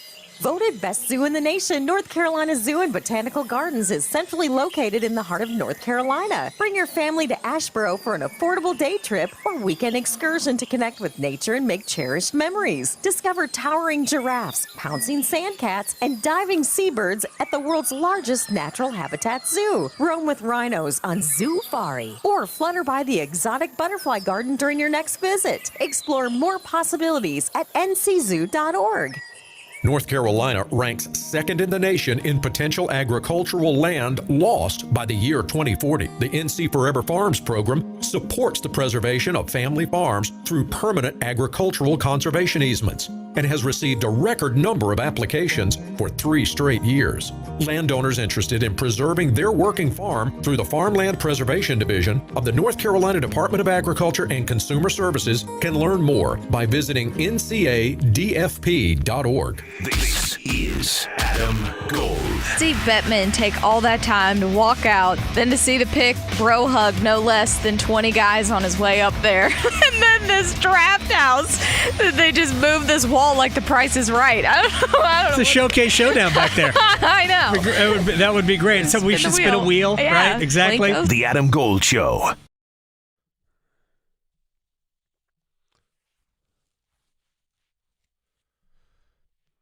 It's the Adam Gold Show. I am Adam Gold, Victoria on the ones and twos. Tim Peeler, NC State sports historian, but really about the school and the state. And we're going to goof around with Mount Rushmores of college football teams, the 2 locally. And you know what? We should probably come up with one for East Carolina. And App too, because they care about football as well. Big time. Don't they? And shouts to Greenville and Boone. Real quick, something popped up in my newsfeed today. A big story about Boone as this jewel in the mountains for tourism. Like, seriously. Like they just found out that this is... You and I are on the same page. But a huge write-up. You know, if you have an iPhone, so Yeah. that news feed. And there was a story. I'm like, I think I recognize that downtown skyline. I'm like, yep. Mm-hmm. Yep. It is. Gotta go. Oh, big time. And it, like a whole bunch of new places on King Street, too. Very I cool. know. It's probably a whole different place. It's been a long time since I've gone, but they just constantly do construction. So it probably looks way different. That sounds like a college town to me. Big time. Yeah. That's part of it. Let's stretch. So I don't know if you talked about this yesterday because we haven't talked about Taylor Swift enough. However, I did not realize that Swifties, so I guess Taylor Swift likes to put a lot of Easter eggs in her interviews or songs or whatever. So the Swifties were on it because while she was with her boyfriend on their podcast, the Kelsey Brothers podcast, New Heights, she talked about how sourdough has been taking over her life now. She makes a lot of sourdough bread. Yes. Travis said he also makes sourdough bread. And she says that she talks about it 60% of the time. This is important that I bring this up because the Swifties, they are Sherlock Holmesing it up big time because they are taking these as Easter eggs for real. And so they say Super Bowl 60 is going to be in San Francisco, 49ers, at Levi Stadium. Their mascot, Sourdough Sam. Oh, look at that. I know. It gets better because when she says that she's thinking about sourdough 60% of the time, it could be a nod to Super Bowl 60. That was... Some of this is a stretch. But then... Some? Yeah. Some of this is a stretch. In the very beginning, when Jason Kelsey, looks like he's about to pass out from all of his excitement, it was fantastic. She said, "Thank you for screaming for me for like 47 seconds. 47 seconds, yes. Well, Taylor's 47th stop of her Eras tour was at Levi's Stadium. So, yeah, the Swifties are on it. They're convinced that she is going to be the Super Bowl halftime show because of this New Heights podcast appearance. So, yeah. Oh, she's not ever going to be the Super Bowl halftime show. No. So, just for reference, last year, Kendrick Lamar came out in September with his announcement. So, it would be right around the corner potentially, but I would not hold your breath for that. No. Just saying. Just saying. Hopefully, you don't have to hold your breath for this either. Making great bets. Place your bets. Place your bets. Do ya? I bet you slice into the woods $100. Gambling is illegal in Bushwood, sir, and I never slide. Okay, you can owe me. I owe you nothing. Okay. The numerology is too much for me. Oh, my gosh. Yeah. All right. You go first. Somebody put a lot of thought into that one. So the Swifties did. Yeah, they got nothing else to do. So, my Cubbies, they're playing today. How about we win? How about we not get stomped by the Brewers? So, give me my Cubs to win at home, please and thank you. Over 6.5. I'm wearing my Cubby shirt for luck. You are. So, let's go. Plus 200. All right, you're. You're. I'm trying. I'm not going to tell you that I have Milwaukee in over 6.5 at plus 274. Yeah. I told you yesterday that Leeds and Everton would finish in a draw. Leeds won the match 1-0. They were the better side. Very questionable handball penalty called. I don't understand it. So that's how we failed you. So let's just do this. Champions League qualifying, Rangers home to Club Brugge from Belgium, Rangers in the Scottish Premier League. Draw. We'll go with a draw there. We love a draw. To open. We do. That's what soccer is good for. Yeah. Well, and this one fast, I think the Blue Jays are going to beat the Pirates in Pittsburgh, so give me that in the over 7.5 plus 180. Seattle's in Philadelphia. They will win tonight, plus 172. Under 8. Plus 366. In the Wall of Sound, Cleveland. What exactly are you doing?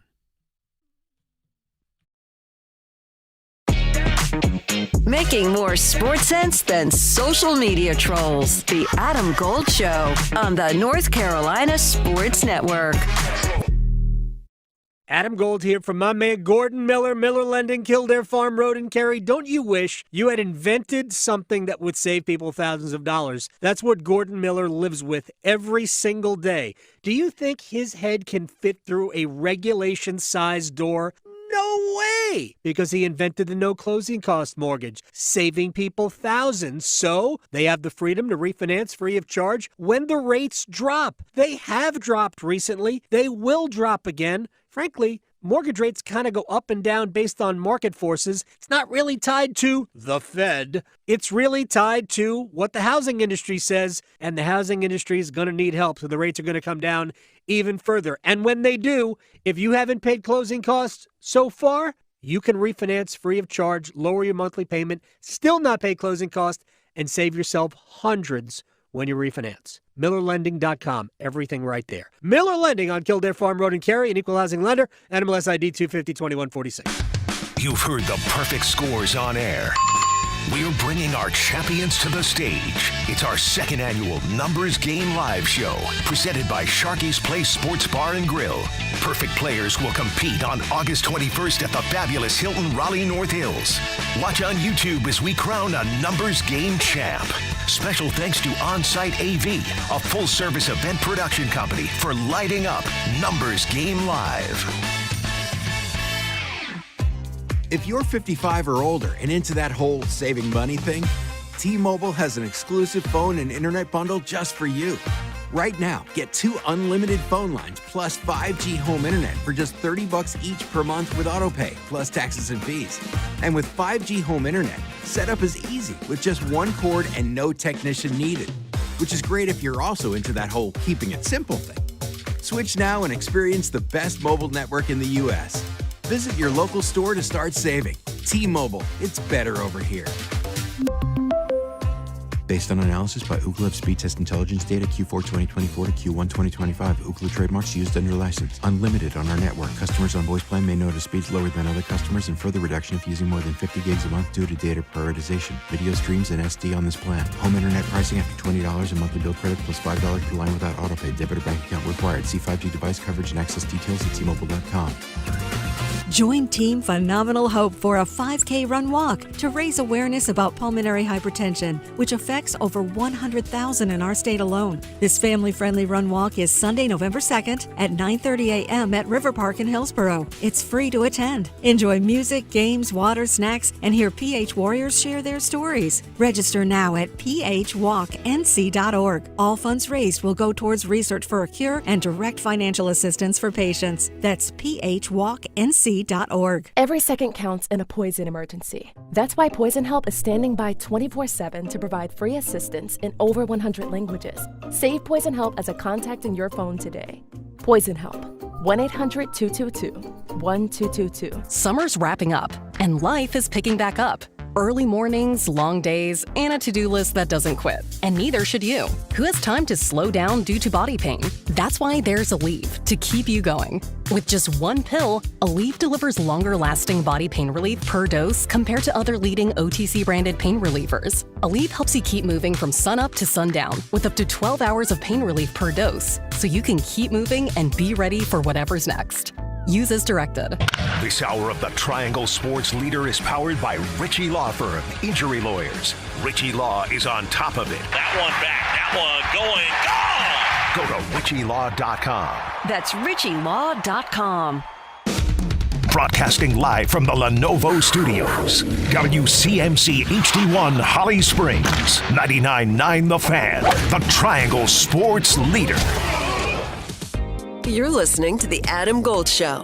Michigan is appealing this whole punishment from them. And why I find that so funny is they're basically saying, listen, y'all don't have enough evidence right now. The NCAA has basically said Michigan destroyed evidence and that they admitted to destroying evidence. And Michigan now is appealing because of, quote, lack of evidence. They're basically saying, we destroyed the evidence so well, y'all don't really even have a case and y'all should have done this, which is unbelievable.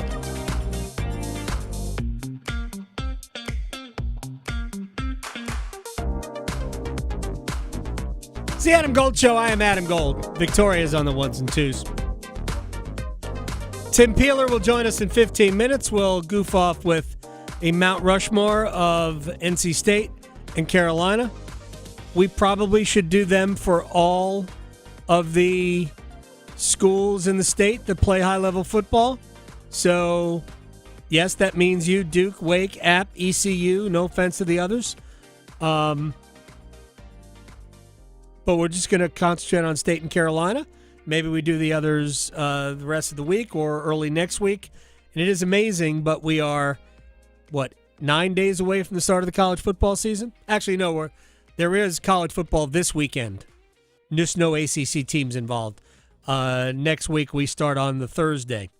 So we'll talk about some of those things with Tim Peeler.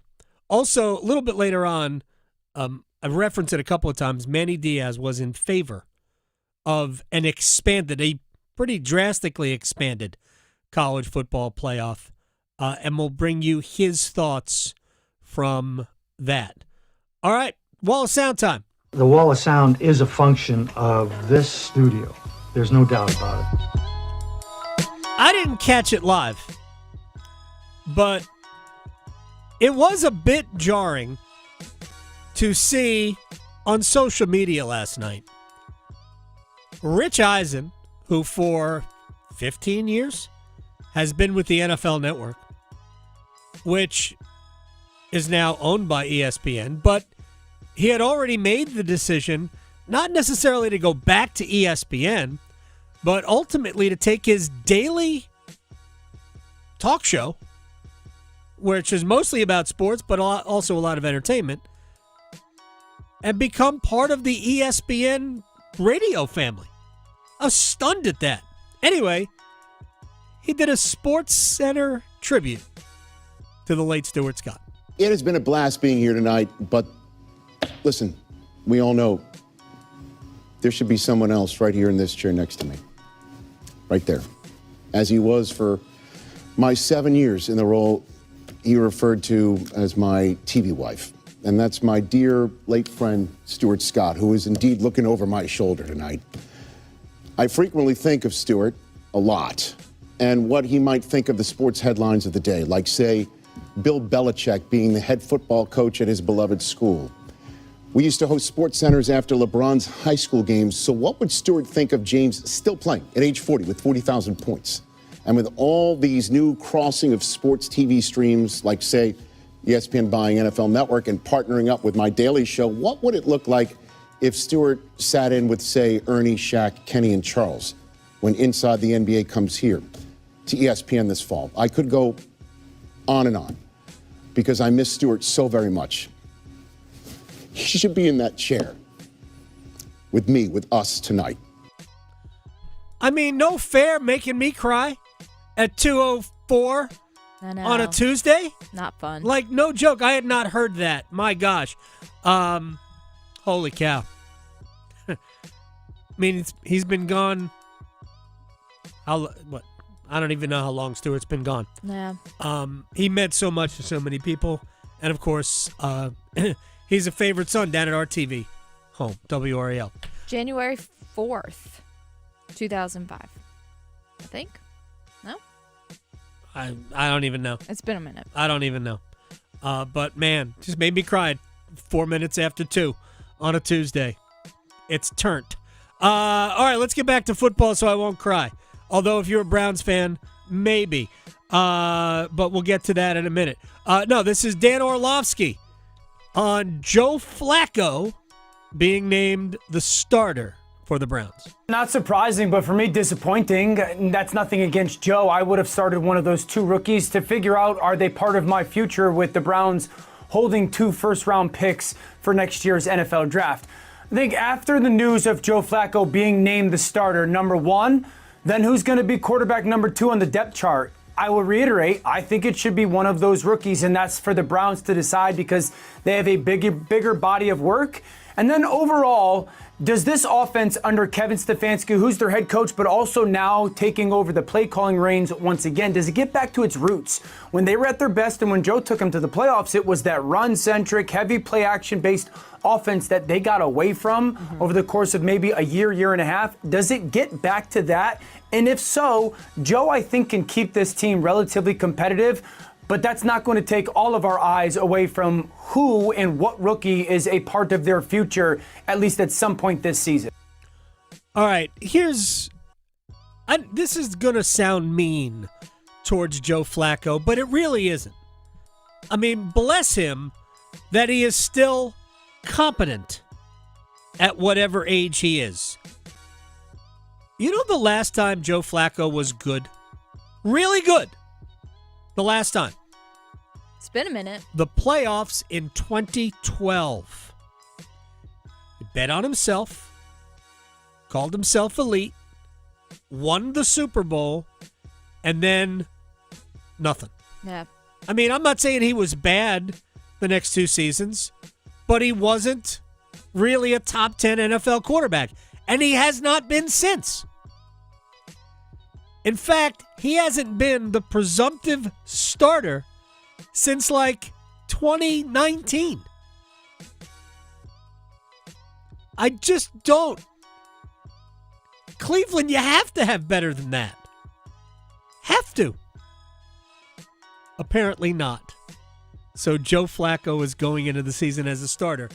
The 2 rookie quarterbacks that Dan Orlovsky was mentioning were Dylan Gabriel and Shedeur Sanders. By the way, number 2 on the depth chart has been Kenny Pickett. I still don't understand why he's even there. But you're the Browns. So, Browns gonna Brown. All right. Adam Schefter with the latest on Washington wide receiver Terry McLaurin and the hold-in. Terry McLaurin and the Commanders also don't appear to be close to a deal right now. It looks like he's seeking north of what DK Metcalf got from the Pittsburgh Steelers when he was traded there, $33 million average. Terry McLaurin, DK Metcalf, same draft class. Terry McLaurin has had better stats. And so he views himself, I think, in that area. The Washington Commanders say, hold on, we've got a lot of people we've got to pay. We want you, we value you. You've gotten 2 other contracts. This will be your 3rd contract in the age of 30. We want to get this done, but we want a more friendly number in line with Mike Evans' $24 million, Cortland Sutton's $24 million. So there's a disagreement there over what the value would be. It's up to the two sides to figure out. They don't seem close to a deal right now. Just get it done. Figure it out. Washington's getting a ton of great press because they do seem to be doing things correctly, and nobody doing them is named Dan Snyder. But you have a quarterback in his 2nd year with a team that just went to the playoffs, that is electrifying a city, that is eventually going to move back into the District of Columbia to play in a stadium that will, I'm going to guess, be called RFK Stadium, even though I'm sure there's going to be a corporate title on it, because that's fine. And you can't figure out how to creatively pay your best offensive weapon. What is going on? That has to get worked out. Has to be. All right, one more thing and then we'll break. Because this is also a hold-in situation. More from Schefter on Dallas and Micah Parsons and pessimism. I just think that, Dallas always has drama. Jerry loves the drama. He likes to create the drama. And there's going to be drama with this now and going forward. For all I know, the two sides decide to sit down at the bargaining table and they hammer out a deal that makes Micah the highest paid non-quarterback in NFL history. Could that happen? Yes. There's zero indication, that that's going to happen, that there's going to be a reverse. And it sounds like at some point in time, whether that's now, after the season, after 2 seasons, it sounds like the two sides are headed towards a divorce at some time. Credit to our friend Evan Cohen from Unsportsmanlike, who said, they're just looking for attention. Right. Because that's the right answer. I would be stunned if Micah Parsons was traded. With that said, I said this 2 weeks ago, if I were the Panthers, I would be calling about Micah Parsons. What would it take? Give me a price, Jera. Everybody's got a price. See if it's something you can deal with. Because Parsons is one of those guys. I know that Trey Hendrickson is also out there, and Hendrickson is a great player. He's not one of those guys. As good as he is, Trey Hendrickson is not Aaron Donald, is not Micah Parsons. There are certain players who are historically good. I think Micah Parsons fits the bill there. I would be willing to trade what it took to get him within reason, but knowing that it would still be substantial. A couple of first-round picks and a player, I got no problem with that at all for Micah Parsons, who's still early in his career. You can get 4 good years out of him right now, and it's worth it because he would make your defense that much better. Tim Peeler joins us on the other side. 4 best NC State football players and Carolina football players of all time. I can't even say it with a straight face. Mount Rushmore? Yeah, whatever. We'll talk about it next. Questioning goalie interference calls since day one. The Adam Gold Show on the North Carolina Sports Network. Hey, Carolina Panthers fans, it's Dennis Cox from 99.9 The Fan. We're in the preseason, so me and my co-host, WRAL TV's Chris Lee, are back in the trenches with our podcast, Panthers Playbook. In every episode, we'll keep you up to date on Panthers news as training camp rolls forward. Insight on the rookies, the fresh free agents and surprises, plus all the insider info on the upcoming season. Follow and subscribe to Panthers Playbook wherever you discover your favorite podcasts or watch on YouTube.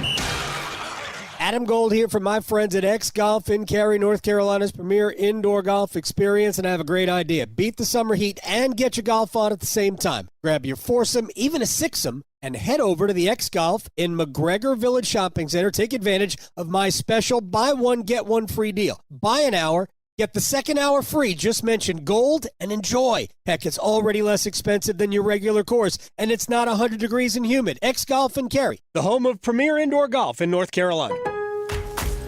Lowe's knows to bring your vision to life, it's important to find the right color. That's why MyLowe's Rewards members get a free Valspar paint or exterior stain sample to test your look to confidently refresh your space. Offer valid in-store only 8/7 to 8/20. Limit 1 per customer while supplies last. Discount taken in time of purchase. See associate for details. Rewards program subject to terms and conditions. Details at lowes.com/terms. Subject to change. It's bow time. Something new just dropped at Bojangles. Take the bold taste of a crispy golden chicken supreme that's been seasoned to perfection, then add dill pickles, Carolina Gold barbecue sauce, and a toasted bun that's great on the go. What do you get? You get a Bo's Bird Dog. In fact, you can grab 2 of them for $5. So when you're on the go, headed to practice, or need a snack, grab a Bo's Bird Dog. Hurry in before they're gone. Available for a limited time. It's bow time. There's no time like bow time, but sometimes it's go time. No time to stop, but the perfect time for a Bojangles Bird Dog. A seasoned to perfection Bojangles Chicken Supremes, dill pickles, and Carolina Gold barbecue sauce, all tucked inside a toasted bun. Great on the go. Try 2 Bird Dogs for just $5 or 2 Bird Dog combo for just $8.25. Available for limited time only. When you're hungry for flavor and value, it's bow time. Are you trapped in a high-rate mortgage, watching your hard-earned money vanish every month? Stop. Right now at Loan Pronto, they are delivering the lowest mortgage rates in 3 years. Hey, it's Dennis Cox. Loan Pronto's rate reduction home loan program is a streamlined, low-cost way to slash your house payments by hundreds of dollars a month. Lock in a fixed rate as low as 4.99% APR and close in as little as 2 weeks. No appraisal needed in most cases. And here's the kicker. You can skip your next 2 house payments entirely. Don't wait. Rates this low won't last. Call Loan Pronto now for your free, no-obligation quote. Loan Pronto is amazing. Imagine lower payments, more money in your pocket, and a fresh start with a better mortgage. Call 919-381-1760 or visit loanpronto.com to lock in your new low rate and skip those next 2 payments. Don't let the high rates hold you back. Call 919-381-1760 or go to loanpronto.com right now. Equal housing lender, NMLS 166171, subject to lender approval, NMLSconsumeraccess.org. Championship savings are happening now at Global Golf. Check out the summer sale with big savings on apparel, shoes, golf balls, and more. Plus, shop Carolina's largest selection of pre-owned golf clubs, where we have everything you need from top brands like Callaway, TaylorMade, Mizuno, Ping, and Titleist. Plus, the easiest way to trade in your current golf clubs now with a 15% trade-in bonus. Swing by Global Golf Monday through Saturday, 10 to 6, located at 7320 ACC Boulevard, North Raleigh. This is Adam Gold. Steve Bettman take all that time to walk out, then to see the pick, bro hug no less than 20 guys on his way up there. And then this draft house, they just moved this wall like the Price is Right. I don't know. It's a showcase showdown back there. I know.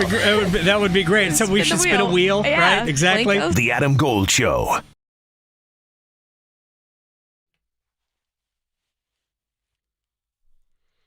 Oh, it is all right now because Tim Peeler's going to join us. It's the Adam Gold Show. Let's not wait. Tim Peeler. It says on his Twitter bio at Tim Peeler, the unofficial NC State sports historian. There's nothing unofficial about it. Nobody knows more about Pac athletics than you do, sir. But you stretch across the entire state. How are you? I'm doing real well, Adam. It's good to hear from you. Hope all is well. Yeah, things are good. I did name you the unofficial mayor of Cat Square, though. Well, you know, they do have a contest every year at Christmas to be the grand marshal of the Cat Square Christmas Parade, and you have to be elected mayor to have that honor. So maybe we can make that one more official one day. Well, if you announce your candidacy, I will run your campaign. That's awesome. We may have to do that this year. Okay. All right. It all depends on how much time it takes because I have Hurricanes duty.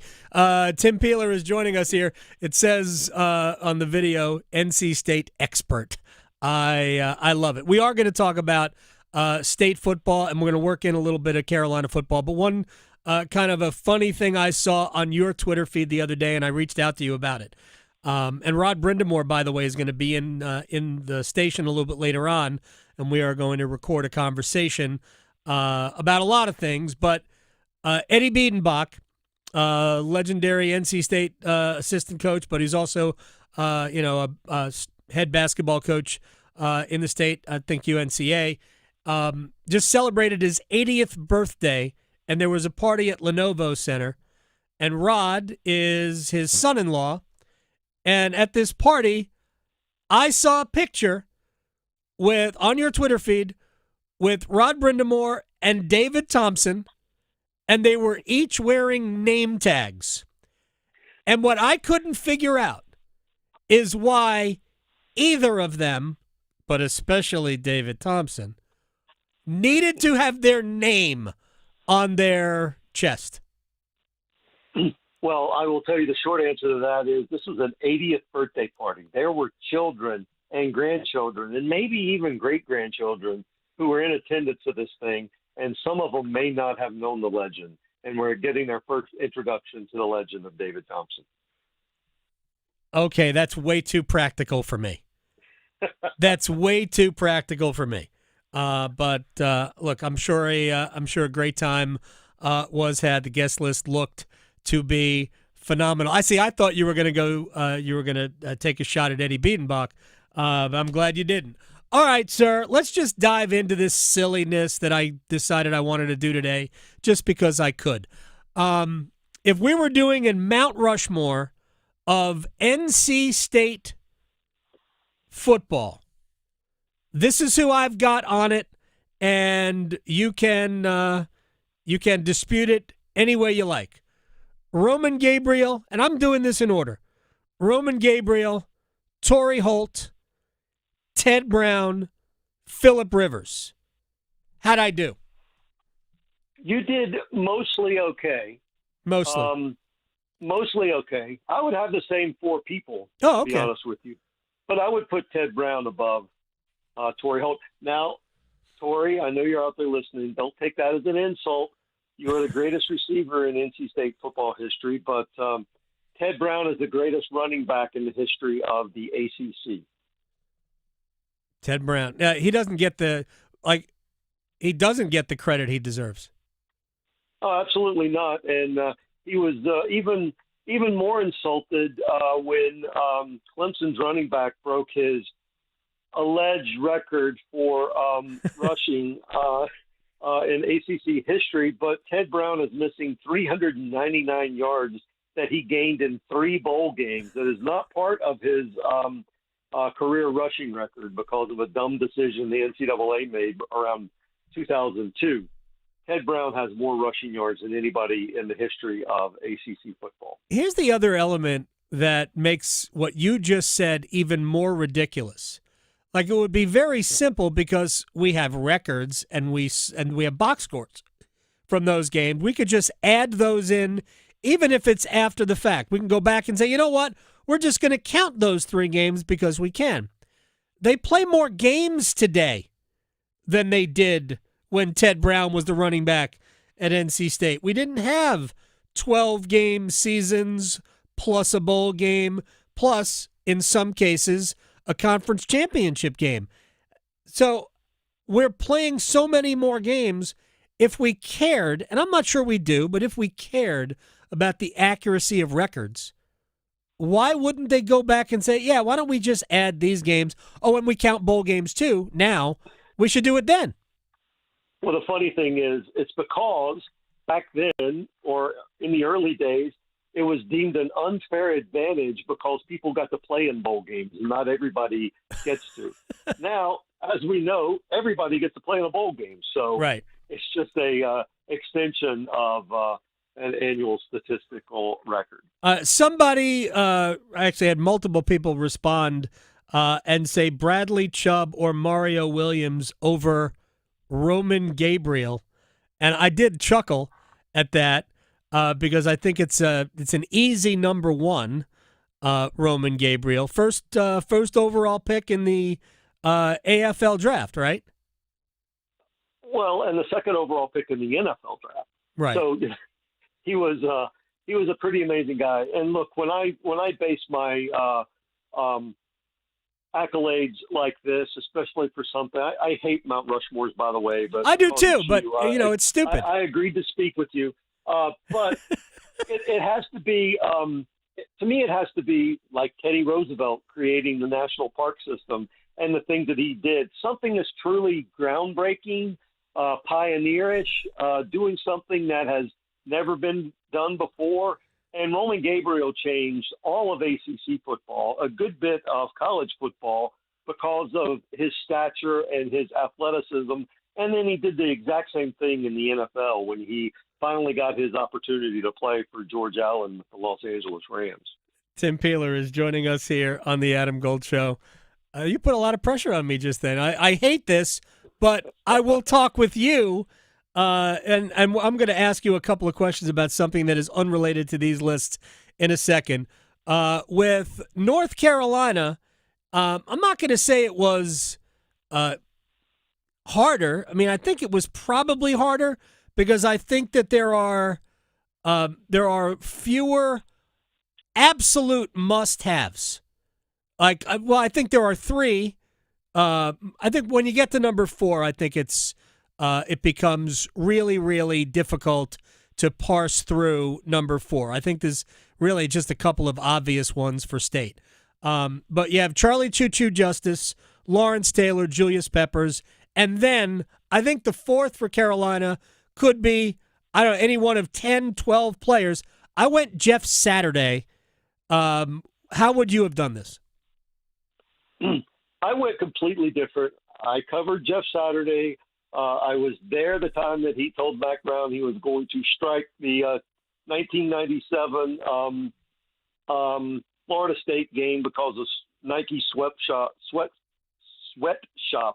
in Southeast Asia, and Mac sort of reacted negatively to that. But he had a great career. But if I were picking somebody, I would do it based on his Carolina career more than just or more than the overall career. And that would be Don McCauley, 2-time ACC Player of the Year in 3 years of play.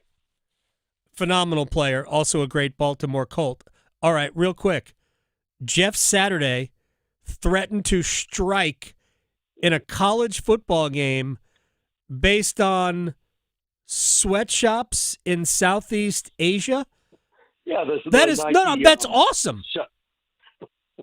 You go back and look it up. It was one of the great moments in ACC history, and it was quickly and quietly quelled.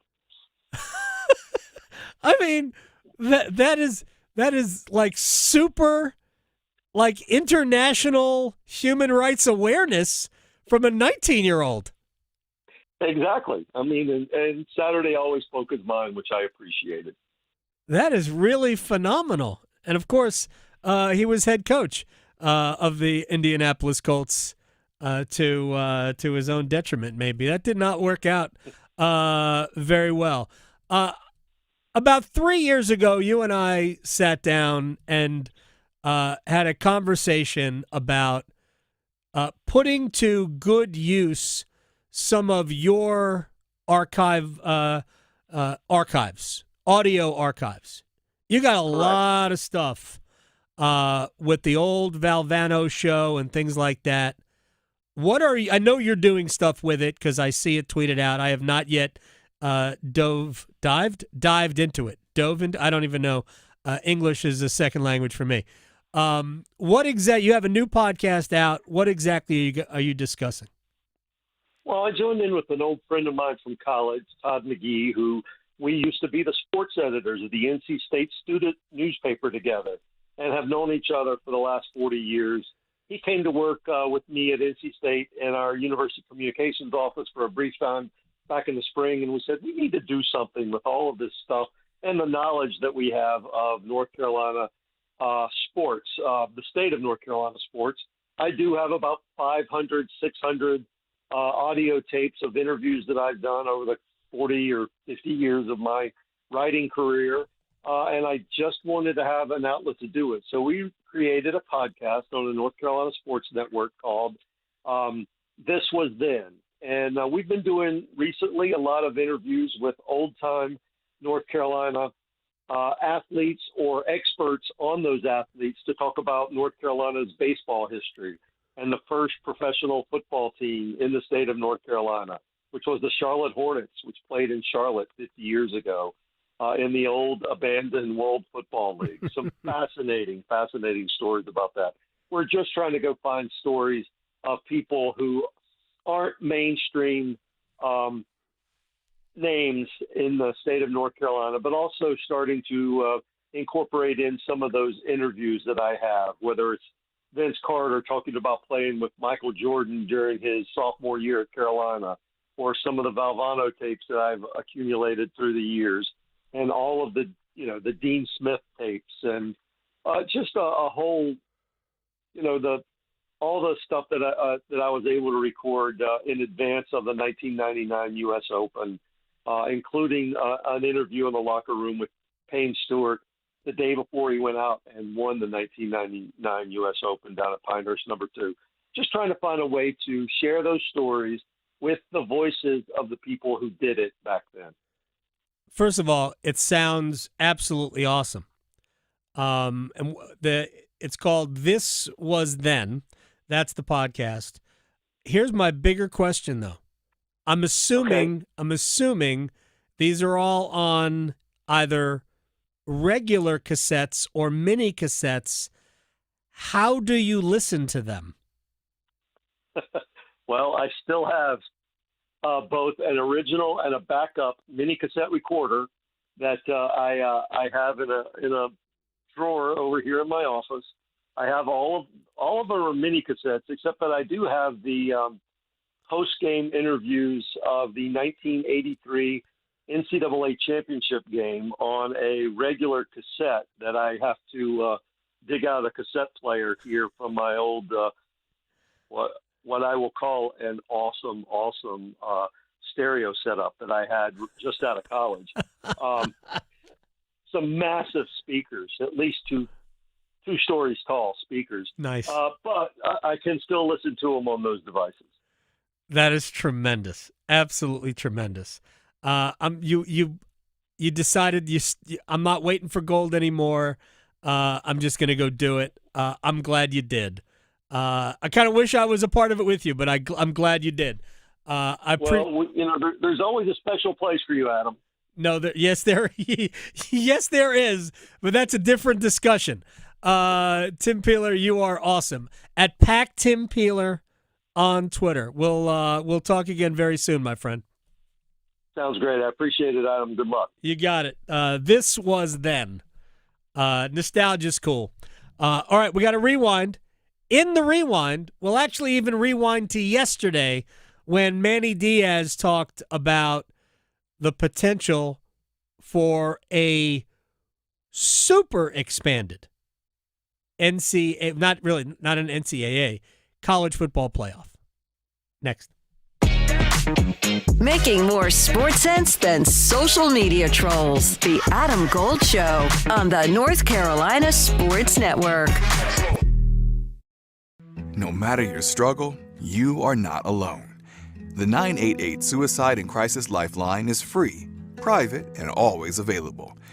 If you feel lonely, isolated, anxious, or overwhelmed, help is here all day and night. Call, text, or chat 988 without cost, without judgment, and without waiting for an appointment. You'll get support that can make a difference. Brought to you by the North Carolina Department of Health and Human Services. Turning 65 soon, navigating Medicare can be overwhelming and confusing, but you're not alone. The NC Department of Insurance SHIP program can help. SHIP counselors can help you understand Medicare benefits to make your best choices. Visit ncship.com or call toll-free at 855-408-1212. SHIP provides free, unbiased help in all 100 counties. Project supported by grants from the Administration for Community Living. Contents do not necessarily represent official views of, nor an endorsement by ACL, HHS, or the U.S. government. The North Carolina Healthcare Association invites you to listen to this month's podcast, Conversations on the State of Healthcare. We're celebrating the 10th anniversary of Healthy People, Healthy Carolinas, a powerful initiative from the Duke Endowment that supports community-based coalitions working together to improve health. In our latest episode, produced in partnership with the North Carolina Healthcare Association, Jordan Fry of Healthy Together Cleveland tells us how HPHC is making a difference in her county. It means everybody's at the table. Healthcare providers like Atrium Health, the county's health department, our food pantries, our school systems, colleges, cooperative extension, farmers markets, but most importantly, our residents. Everybody has a role to play, and Healthy Together Cleveland acts as the connector. Learn more and join our latest Conversations on the State of Healthcare wherever you listen to your favorite podcasts. And learn more by visiting nchealthcare.org. Did you know Atlantic hurricane season runs through November? From gathering necessary supplies to planning an evacuation route, now is the time to make sure you and your family are prepared. And if a storm damages our electric system, local public power providers are ready to respond and restore power quickly and safely. As a public power customer, you benefit from having an electricity provider that restores power faster than other providers do. Visit electricities.com for storm preparation tips and resources. A little over 20 years ago when I came in to get clean and sober, and coming in I was super nervous, didn't know what to expect, and I came in and I was learning things that I had never took the time to learn. My growth and development stopped the moment that I started using drugs and alcohol. So I encourage anybody, you're unique and your recovery will be unique, but there is a program and a place that could help you. Visit ncdhhs.gov/crisis services. You can be a wildlife hero. Did you know that visiting North Carolina Zoo and Botanical Gardens in Asheboro supports efforts to protect wildlife and wild places? The North Carolina Zoo is a global leader in wildlife conservation, working to save endangered species of both plants and animals, such as elephants, red wolves, and gorillas. Plan a family-friendly day trip to the North Carolina Zoo to learn how you can join the mission to save endangered species from extinction. Learn more at nczoo.org. North Carolina ranks second in the nation in potential agricultural land lost by the year 2040. The NC Forever Farms program supports the preservation of family farms through permanent agricultural conservation easements and has received a record number of applications for 3 straight years. Landowners interested in preserving their working farm through the Farmland Preservation Division of the North Carolina Department of Agriculture and Consumer Services can learn more by visiting ncadfp.org. This is Adam Gold. So Mike Vrabel, the coach of the New England Patriots, they asked him about birthday cake, and he said there was only one cake qualified for his birthday cake. Oh. Yes. Okay. You want to guess what that is? Is it vanilla? No. Oh. Carrot. I love him even more. The Adam Gold Show.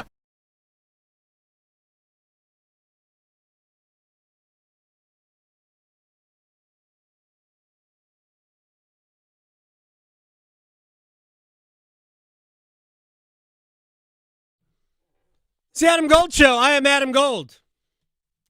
Victoria on the ones and twos. As a promotional note,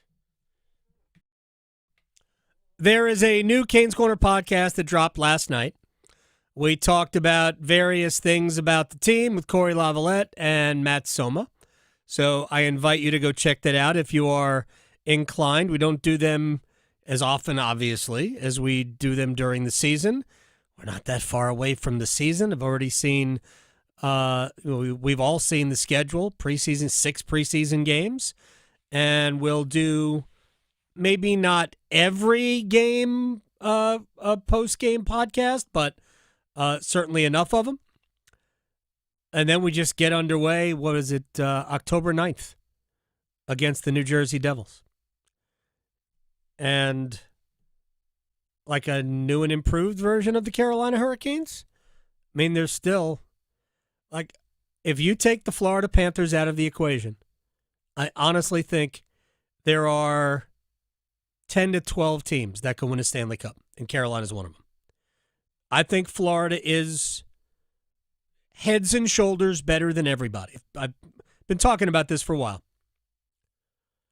And I think Carolina is in the next group. with Toronto, with Tampa, with the Devils in the East, and with Vegas, Colorado, Edmonton, Dallas. Just leave it there. But I think there are a lot of really good teams. I think the West has a higher level, a greater amount of teams that could challenge for the Stanley Cup. I think the East has 4 teams beneath Florida. I think there are probably 6 or maybe 7 in the West that could do it. Anyway, with all of that said, that podcast is there for you. And a week from a week from yesterday, that's the way it's going to work. An episode where I sit down with Rod Brindamore, and it's going to be obviously a lot of hockey, but maybe a lot of some goofy stuff. If I can drag the head coach of the Carolina Hurricanes into a goofy conversation. I think he's down for it. You know what he wants to talk to me about? This is not a joke. He has very strong thoughts about paying college athletes. Oh, okay. No, he's not in favor. Okay. He's not in favor of. Yeah. We'll see. You should ask him if he likes carrot cake. I thought about it. I did think about it with that last rejoin. I definitely did think about it. All right, it's time to think about things that we have already done. All right, let's. I want to start this rewind yesterday. So Manny Diaz, head coach at Duke, head football coach at Duke. He just in our conversation, he casually brought up. I don't remember exactly how he did it, but it created an opening for me to talk to him about and get his thoughts on this Big Ten idea of a 28-team playoff. So I said, this is based on what you're talking about. Is that idea, is that going a little too far? Well, I think 1AA has been 24 now. 24, yeah. 24. Yeah, I mean, and never batted an eye. So it can happen. It's going to happen. Just the power struggle of who eventually, says uncle will dictate that. And that's part of the issue about not having somebody in charge that can decide what's best for everybody instead of, just kind of trying to worry about their own self-interest. Yeah, their own self-interest. And also, and I just speak from somebody who's an observer, but what's good for football isn't necessarily what's good for any other sport. And I would say that what's good for football probably isn't good for every other sport. And so this is a big picture thing, and you feel free to sidestep it if you want, but do you think we're headed for a day where football is its own thing and every other sport just kind of reverts back? Yeah, I think if I catch what you're saying by reverse back, I think possibly yes. Where if would non-revenue sports play a more regional schedule, men's basketball. Yeah, that's a different question entirely. But right. But look, here's what I do believe is that we do not have to do things the way they've always been done, right? And that's been the problem, right? And what we've always done is we've always put a Band-Aid on one mistake, you know what I mean? Instead of just really try to dream it all up again. And that would be my vote. Is just like, hey, listen, if we could just do it the best way possible to serve everybody's interests, what would that be? And just start there. And where we battle is we have different opinions on what would be the best way to do it. We don't have to come up with best. We just have to come up with better. And if we come up with better, and then we can make better, and then it'll be still not great, and we can still make better, and then, look, it'll be pretty close to best. But we always get into arguments over what's the best. And look, there's too many people in play that will not give up because they think their idea is best. We just got to get better now because everybody knows right now it's not as good as it could be. That is true. I would argue that overall college football was better served by 4, not 12. But if we're here and we know where the sport is going, there is a lot more money to be made with bigger than 12. And since college football is entirely about revenue, they stopped caring about anything else other than revenue a long time ago. maybe it coincides with when the players started making money. I mean, I'm not. That's not a cynical comment. I'm sure it has a lot to do with it. But I asked, and Manny talked about, look, as a content provider, football provides a lot. People know this. Almost 75 of the top 100 rated television shows in the United States every year, give or take. Sometimes a little bit higher, sometimes a little bit lower. But let's just use 75 as a guide. Are NFL football games. Football is king. A lot of the others are college football games. I talked about this with Wes Durham, and we talked about the reimagining of college football.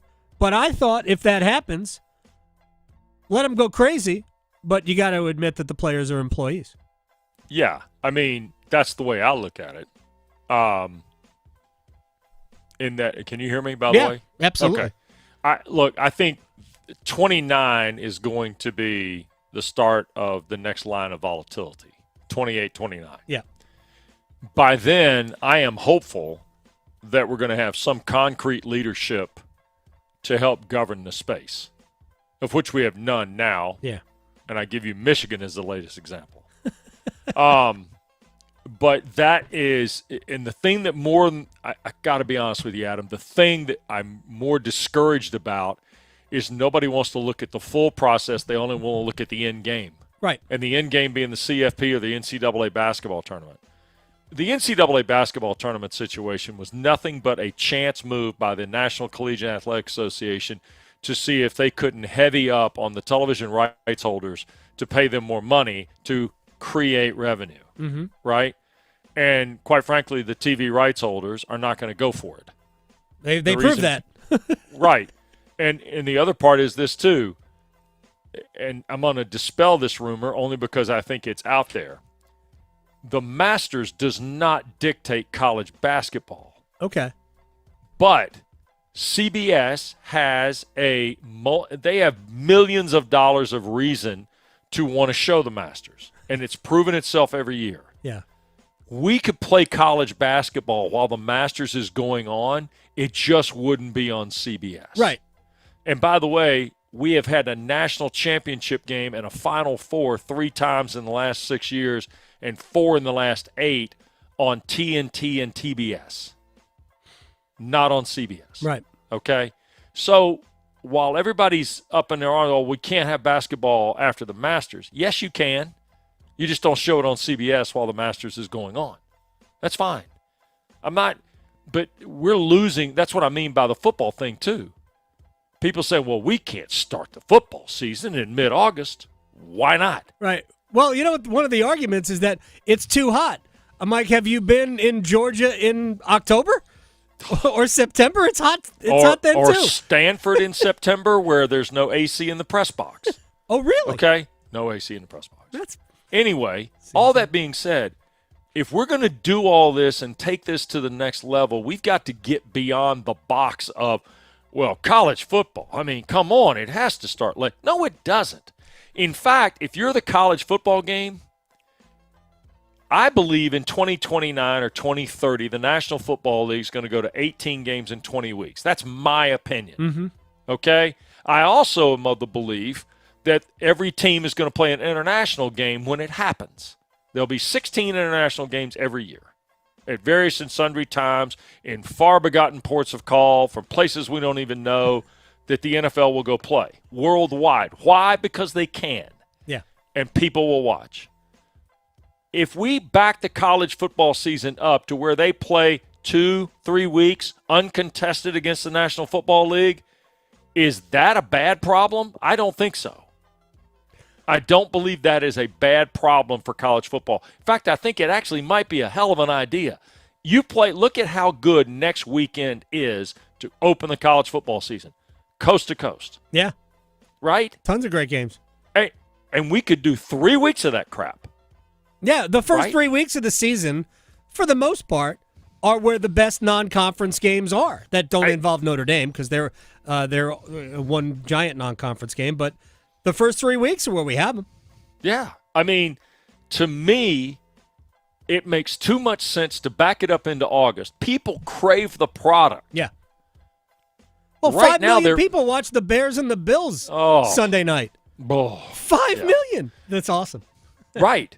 And by the way, you know what a 5 million number is in college football? A damn good crowd. Yeah, absolutely. That's a damn good television rating. Here's the other thing, too. The TV element of college football has also got to be adjusted. And you've heard me say this about the first round of the college football playoff against the NFL, and you're on the same page with me. Quit doing it. Right? Doesn't do any good. No. I was with a group of people Friday night, and we all came to the genuine consensus that if the College Football Playoff Committee does not understand how competitive the television number is in the NFL and get away from the NFL as much as possible, they're asking for trouble. I mean, the entire expansion. sport of golf ends before the NFL starts because of it. Correct. You know why? Because nobody was watching the Tour Championship That's right. in September. Or wait, at one point it was in November. And that was worse. It's unbelievable. And you can play. And by the way, guess what you do by playing the fall events behind the Tour Championship? Grow your game.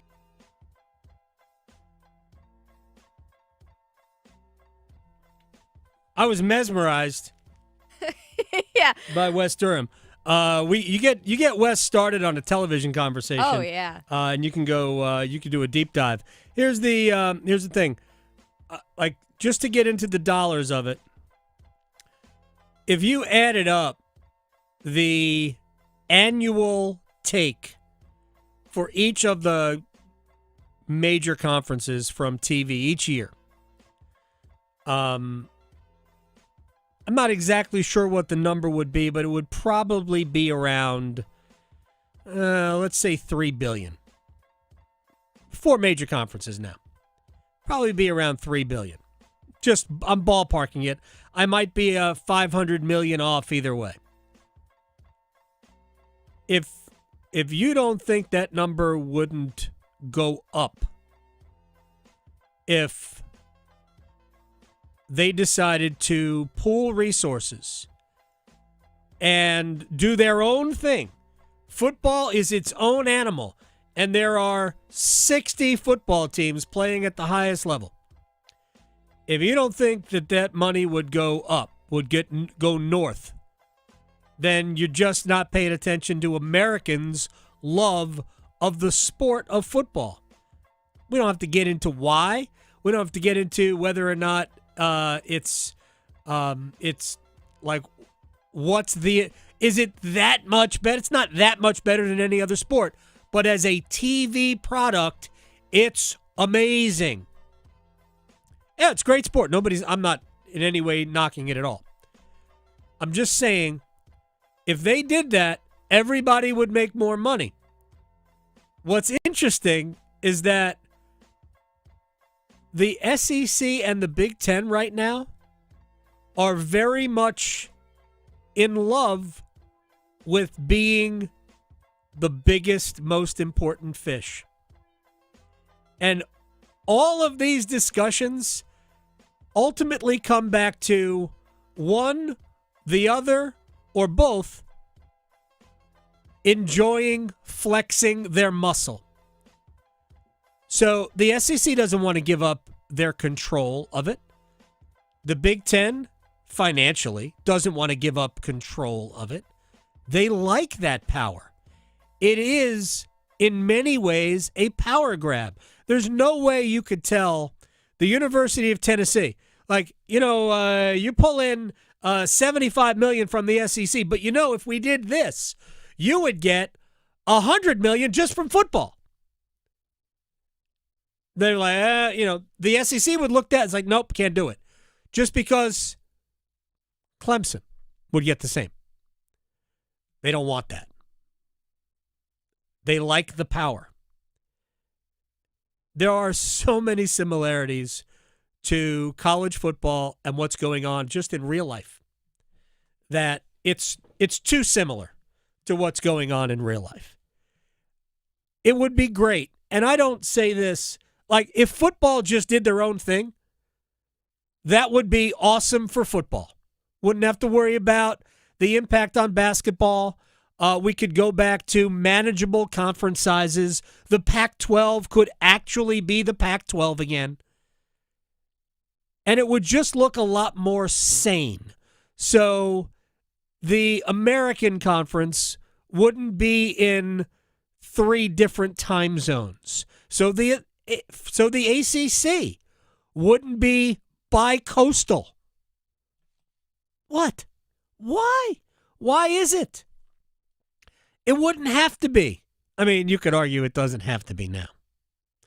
But for me, the best thing that could happen with football doing that would be, if it's done right, we could get back to just being normal college sports in every other sport. And that goes for men's and women's basketball and baseball. It just would make so much more sense. By the way, Bubba Cunningham is on the show tomorrow. And I'll be curious his thoughts about the future. And Bubba has been pretty open about things that he's thinking about or things that he's heard. And he's not going to, call anybody out, I don't think. But if you look at the future of college sports, it's possible that we could regain some sanity in all of it. I think most of us would rather, I'll bring this personally, I think most of us would rather that the University of Maryland were in the ACC. State Maryland rivalry, Carolina, Maryland, Duke, Maryland, which became a thing in the latter stages of Gary Williams' career, Mike Krzyzewski's career, although that really, I guess it wasn't really the latter stages. Coach K coached for a good long while after Maryland left. Maryland, Virginia, which they're making a big deal out of the fact that they're playing again. Like, that's what should be. No offense to Louisville. Louisville's been a good conference member. There's no ACC pedigree for Louisville. I mean, it's a great athletic department, and they play good sports. They've been a bonus for the league, but they're not really an ACC school. Nor is Syracuse an ACC school. We should have ACC schools in the ACC. Like, these have been good members, but we should have the ACC should be the ACC. It shouldn't be that hard. All right, tomorrow, Chip Patterson, Bubba Cunningham, and maybe some surprises. Victoria, thank you. Bye. Talking sports so you don't have to pretend to know stuff. The Adam Gold Show on the North Carolina Sports Network. Hey, it's Adam Gold from my friends at FanDuel, America's #1 sports book, and here we go. August 26th, FanDuel Futures Day. Should be a holiday, and maybe it is for some people. It is for me. For football fans, it's also a holiday because it's 24 hours of deals on all your football season predictions. Take a flyer on that MVP, Bryce Young, plus 10,000. If you think the Panthers are going to be good, why not? How about who wins the Super Bowl? You know, the Chiefs are the 4th choice. That's right, the 4th choice. Broncos at plus 2,400 might be interesting. Anything you want, you've got it at FanDuel, America's #1 sports book, and a great app. Visit the FanDuel app today. Plan your futures bets now. There will be prizes. FanDuel, play your game. 21 and over and